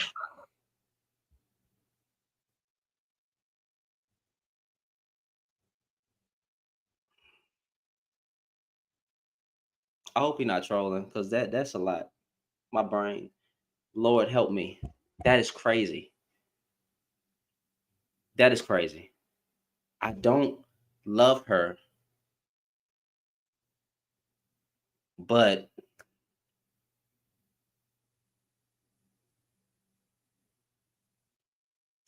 I'm cheating. She know I'm cheating. I never told her we're not in a relationship, but she my girlfriend. But again, hold on. He 18 now, which is still sad. But his frontal lobe not developed. See, I can have patience with a youthful mind, but no grown. Once you 26, well 25, but I'll even give you another. Once you 26, it's a wrap. I'm talking to you still. I'm 28. I'm gonna talk to you like I talk to my homeboys. I'm gonna talk to you like a grown man at that point, because nigga, you got a frontal lobe. Your frontal lobe developed. So I'm gonna talk to you. You see how patient I was with the young brother though? It hurt. It hurt. It did hurt, man, because but I want to say he's young, but God dog, you never experienced this from your mama. I mean, from your dad. Your dad was with your mama. You never witnessed any cheating or lack of love, but you always were this way. No. He said I inspired him to call. I'm glad he did that though. Wouldn't it be funny if she hopped on TikTok live and joined the conversation and then came after me telling me, why would you tell him that? I'm perfectly fine. And I'm gonna be like, no, you need Jesus. Because Jesus needs to cast that delusional spirit out your heart. Ma'am, this man does not want you.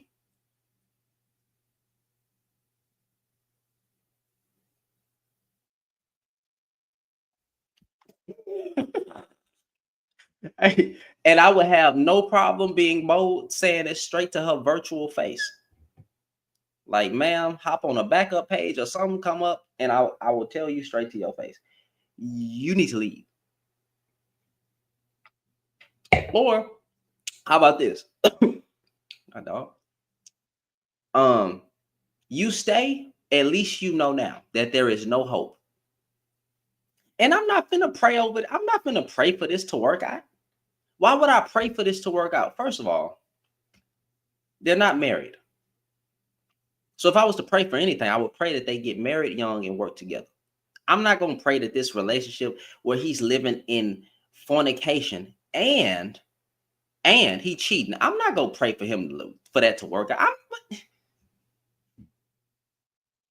No.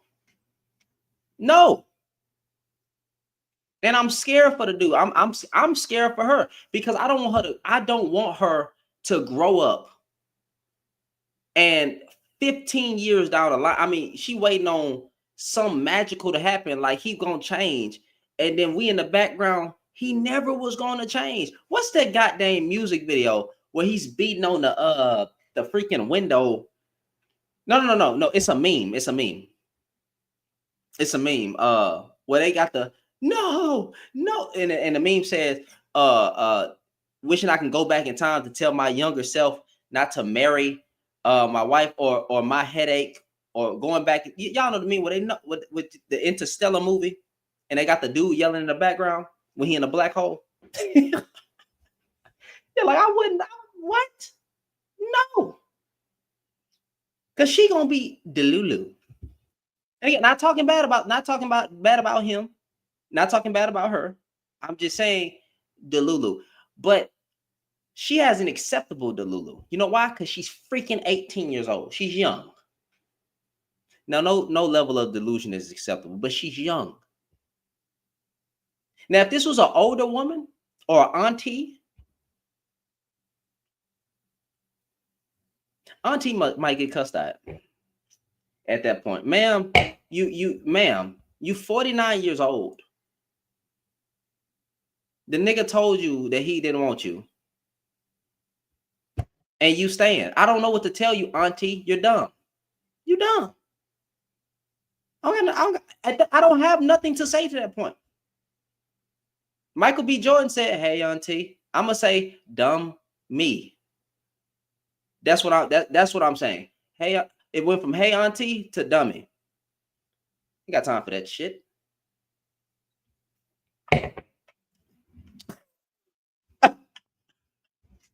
Got time for that shit? Hold on. God, that was sad. That was sad. Yes, ma'am. Now, friend. Yes, ma'am. I know you see my messages. I was trying to get up here and talk to the youngin. It was because I was sitting and listening to this, and it was just breaking my heart the whole time because I could hear with his mentality how young he was, and after I was like, for one, therapy. It sounds like you need therapy because somewhere you got hurt. Someone had hurt you to where you feel like you're not deserving of love. But he said he didn't get hurt. That's the problem. And a lot of people will push that trauma down our way or make excuses for it, friend. So I mean, it was just no. But I'm saying he said he was never hurt by a woman or anybody. He wasn't even hurt by his own mom or dad. He just said he always been this way. Right, but there's no way. Let's be realistic. There's no way that he just like came out from the gate swinging, saying, "You know what? This is how I'm gonna treat women from day one." Like he had to have heard that from somewhere, learned it from something, somebody. I don't, cause child,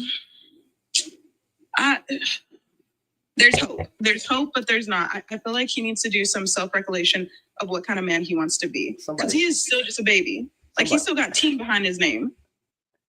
I did like that's why I was trying to be gracious. He said, somebody in the comments talking about rap music. Like, bro, I consumed a lot of rap music and still never applied that shit to my life. It ain't the music, but I grew up in a 2-parent household, so I seen how a man should treat a woman. But then I also read the Bible, Proverbs, Psalms, and stuff like that, how I should treat my wife. So I don't have this mindset of women are subservient and you should disrespect them and treat them like trash because that's what they are. They're a tool for pleasure. So I don't. You can read about. If you don't want to make it religious, that's fine. You can read about how to treat a woman, and honestly, you treat a woman how you would treat yourself. You don't want. It's the golden fucking. Sorry for curse. It's the golden rule. It's the golden rule, bro. Lord. I don't know, maybe because I'm 27. I just turned 27 on Monday. So for me, I grew up listening to like Marvin Gaye. I grew up to listen to Luther Vandross. I grew up like in a love is love household. Like you want that deep on a different another level. And where he's going, I feel like he's setting himself up for failure to be an ain't shit nigga like 5 years down the line. And then he might have 2 or 3 babies. And then, you know, he's not wanting to be in his kid's life because he doesn't know how to be in that kind of parental figure, because it's like, well, I didn't really care about her, so why would I care about this child? It wasn't a relationship for me. We were just bumping coochies, but now we have a kid. I mean, what you saying? He don't care about his child though? I would say it with how he's acting. I mean, if he's saying, I don't care about women, I don't have it in my heart. Wait, we're talking about him, right? Yeah. Oh, I thought you made a personal example. I was like, wait, what? Like, how we get here? Like, okay, we're talking about him. No. If Talking later about down the line he has a child, okay, I got what you're saying. Yeah. Because how he's setting himself up right now is for failure. He's probably hanging out with other young niggas that have the same mentality, that have never been with a woman, don't know how to treat a woman, don't know how to talk to a woman, you know, love a woman. He's saying he doesn't have it in his heart, or he doesn't have the emotional capacity for that. What's going to make him love his child? I mean, he said on this live that when I was talking about, you know, women asking me what a good man is, I don't fucking know. Stop asking me. I don't know. And I'm not finna let no woman put me in that position, because if I say that this is a good man based on this, then the third, and then your head end up between the washer and dryer, I'm not gonna go through that. So he actually said he don't care what. He said if any woman wants his homeboys, you know, he gonna put them on, even though he know his homeboys ain't ish. And I'm like, bruh, you know your homeboys trash, and you still would freaking, okay, put it like this. I'm Christian, right? If I got like a homie in the world that I want to be saved, so I'm still just keeping them around and being in the mix with them somewhat, some forth. And a Christian woman or whatever, a friend of mine, asked me, "Hey, your homeboy's kind of cute. Do you think that you can tell them to, tell them to come talk to me?" I'll be like, "Man, we don't want that." That's me. I've done that to my own brother. I'll be like, "No." Honestly, because me and my brother went out to a bar and some girl approached me and was like, "Oh, is that your boyfriend?" I was like, "No, that's my brother." "Oh, is he single?" You don't want that. You don't want those problems. I promise they'll call it cock blocking, but I don't care. First of all, I'm not setting you up for failure. I know that's not your type of man. I don't care how he look. I'm not going to put you in the door. Now, if you want to go over there and get hurt, be my guest. That's on you, but you're not going to put it on me. Hurt your feelings. Yeah, don't be knocking on my door, boo-hooing and sobbing all over the place. Like, he did this. I can't help you, ma'am. That's my brother. I told you, my brother, and you decided to go frolic in the wind. So I ain't never been that type. Even days as a heathen, right? Like at parties, I always told women, because I was just always in the mix. Hey, your friend over there, like, what's his name? DJ. Well, can you tell him? Nope. You go over and talk to him yourself. Don't put me in the middle of nothing. Don't put me in the mix. I don't like being in the mix, because the first problem, and it's happened before, the first problem that come arise, you come talk to me like I'm dating you or having smacks with you. I'm not. What? Go talk to him. I'm not gonna be your freaking troubled hotline that you can connect to make y'all reconcile. I'm not that guy. Leave me alone. You wanted to hop in trash, and trash hopped in you. There you go. I just feel like today's generation, because he probably graduated earlier this year, if we're being completely honest. Like, he probably graduated earlier this year. So it's like, it's absolutely terrifying that these kids are getting introduced into the dating world that we are at right now, where it's like my sister, she's 7 years older than me. My brother's 14 years older than me. And it's like that they look back at me now and they're just like, I would not have made it. I would not be married right now had we been in your generation's dating pool, because a lot of y'all don't know how to date, honestly. Like, if you want to just bump coochies, cool. There's apps for that. That's fine. But you're messing around. And I feel so bad for that girl that she's going to get older, get more experience, and be like, this really hurt me. And that I put my faith in somebody that I thought would change, like you were saying, but he never did. And I was holding out hope, because the biggest thing for a woman is our time. The most valuable thing a woman can give you is her time, because once it's gone, it's gone. And especially when, people are married for 12 years plus, and they met when they were, let's say, 18, they got married, stayed married for 20 years, and then all of a sudden they get divorced. It's like, I gave you my youth. There's no going back to that.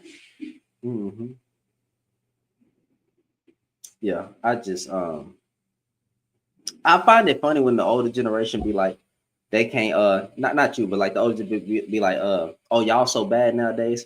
I be like, shut up, nigga. Y'all got songs that was talking about staying with married men. Like what we talking about? Y'all was bumping and having intercourse. Some of y'all still ain't got an HIV check.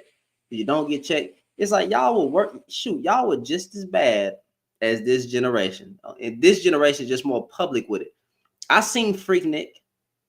Miss me with that nonsense, but y'all niggas was nasty. That older generation was nasty them up. Y'all so the problem with y'all is y'all just fast. Ma'am, you was fast too. Or sir, you was fast too. Grandpa got 18 kids. God damn it. You're not lying. You are not lying. I'll be like, what are y'all talking? Like, I'll be quick to go off on an old person. Like, you got five, like I'll be at the family, you got 5 kids. No, y'all were, because my mama was sitting there bumping Nelly. My mama was sitting there like, who is that man? Oh my God. I can't even think of his name. But Eve, she was singing some dirty songs. I mean, Monique had dropped some songs. I'm trying to think of female artists that talk dirty like we talk dirty now in our generation. But I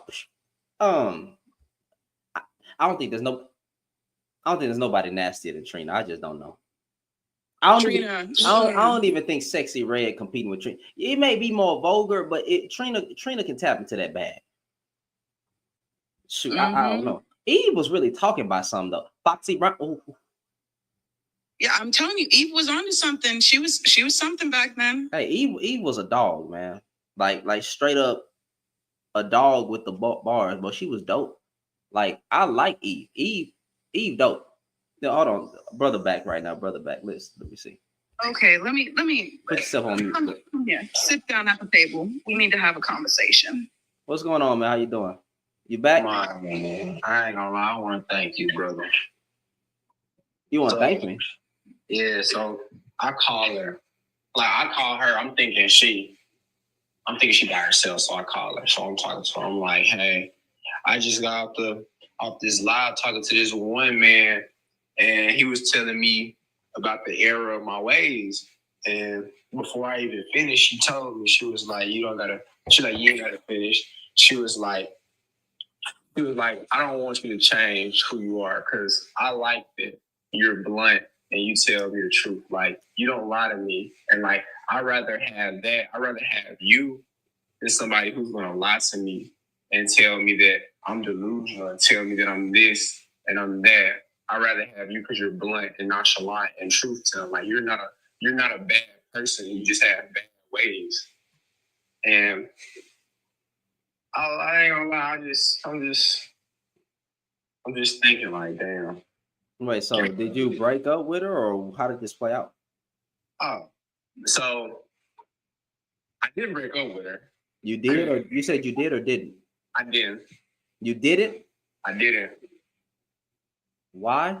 And this is why I want to thank you. Okay. Because her friend was right there. Like, I thought she was alone, but her friend was right there.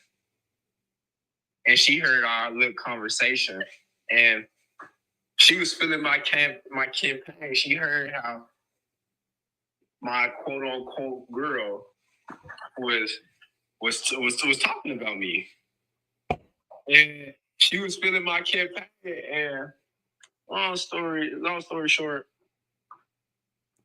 I'm gonna have a threesome.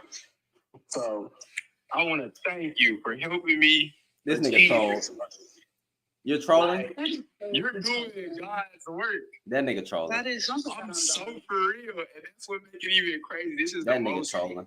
Like you think I'm playing. I really do believe you're trolling. Look at this. I don't even put stuff on him, but on my father. May his soul rest in peace, but on my father, you have blessed me today. You have helped me today. You have helped a man achieve something that many men don't achieve.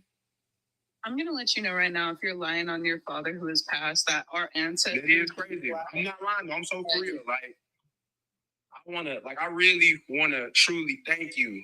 I don't know your name, sir, but like, you're out here doing God's work. You're out here helping young black men. And I just think that you're I wish I had some money on here, because I would send you so many roses. Cause bro, y'all need to follow this man. Y'all need to support Because this man will help you. He will help you achieve dreams. I didn't achieve that. I did not achieve that. You helped me. You started me out on this path. I started you out by telling you to leave the woman. I didn't say go make a threesome. You're choosing it. You're choosing it now. I was going on the path you told me, but the path led a different way. You're choosing it now, brother. Can I say something to him? Go ahead. Can I talk to him? Okay. So I was in here. Munger is one of my mutuals. He's one of my friends, and I was listening to him talk to you, and I don't know if this is a game for you. I truly don't know if like you're just trying to be funny, if you're trying to be one with your boys, so you have a talking point for tomorrow. But this is serious, right? And I was telling him that like I am so disheartened for you. My heart is literally breaking for you because the fact that you feel like you're not deserving of love. Like you are a beautiful young Black man, right? I'm so sorry. I don't feel this. I don't feel that I'm not deserving of love. Hello, sorry. I'm still speaking respectfully. Okay, my fault. I'm sorry. You continue. Thank you. So, regardless on if that's what you feel, that is what you're portraying. That is how your actions are playing out. That is the words that you are telling us right now, right? Is that you don't have the heart capacity enough.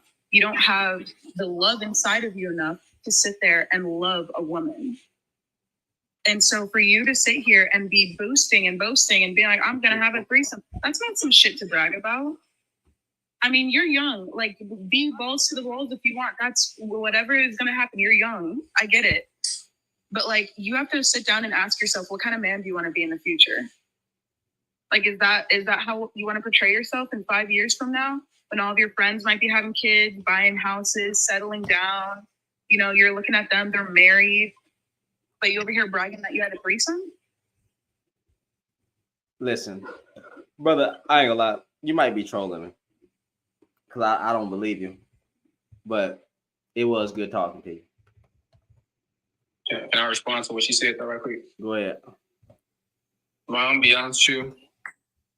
I don't really care what type of person anybody sees me in 5 years. Because to be honest, I don't really care about people's opinion. Like my friends, whatever, they could have their life in 5 years. They could be settling down doing all of that. Hey, kudos, cool. That's them. Like, I don't try to focus on the future. I'm not even in the future yet. I'm now.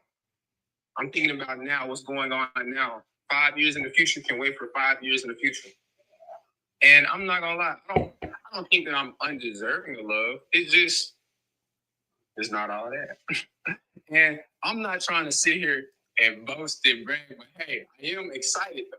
It's like you think I'm playing, you think this is a troll, but like I'm being so honest with you, like I'm being so for real with you. This man right here, like I tried to do it. He said like I was gonna break up with her, but she stopped me halfway through. She's telling me not to change. So you're telling me I need to do something different. So I'm going to change my life, do something different. Well, I'm not going to change my life, but I'm doing something different. I'm doing what he's telling me to do. And on my road down that road, while I'm finna go down the road that he's telling me to go down, she stops me halfway. Like, nah, like you're not going to go down. I'm going to make a new path for you. So and that's where that new path comes into. You can sit in your ignorance, and you can be it's not even about being ignorant. Like it is, but it is though, because that is not the message that he was trying to give you. That is not what he tried to portray to you, and that's not what I'm telling you, right? I told you to break up with it. No. Yeah.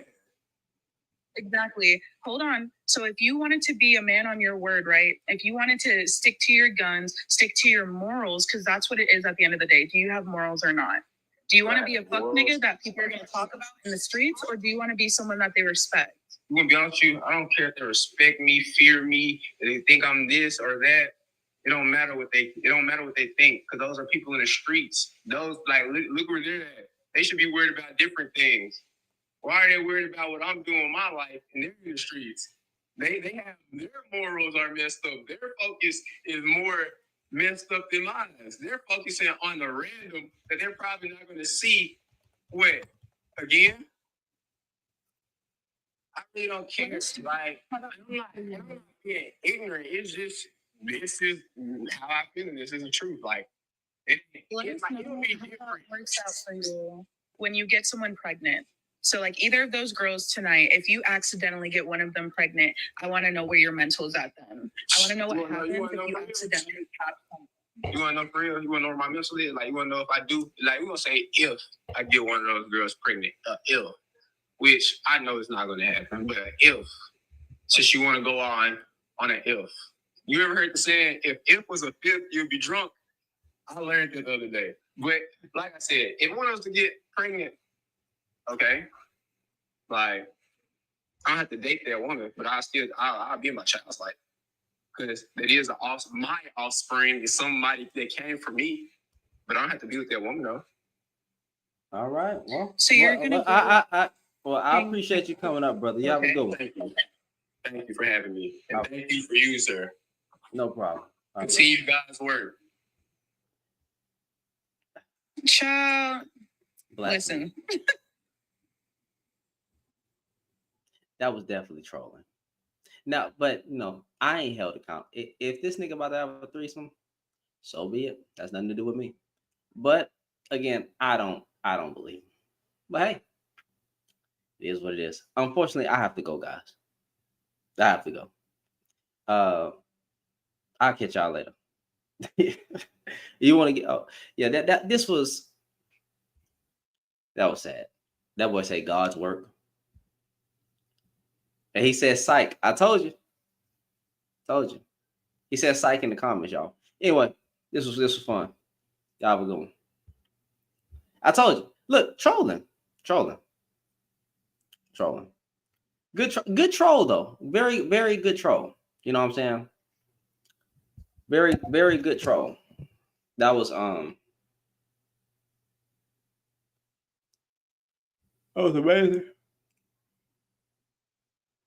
Good troll. He got me.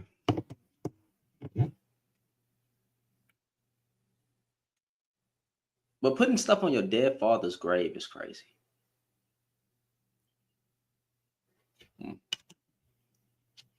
Well, and this is one reason why I believe women and don't believe majority of men, because of situations like that. But again, that was good one. What is this? I'll catch y'all later. I love y'all. Y'all have a good night. Y'all stay safe and be encouraged and blessed in Jesus' name.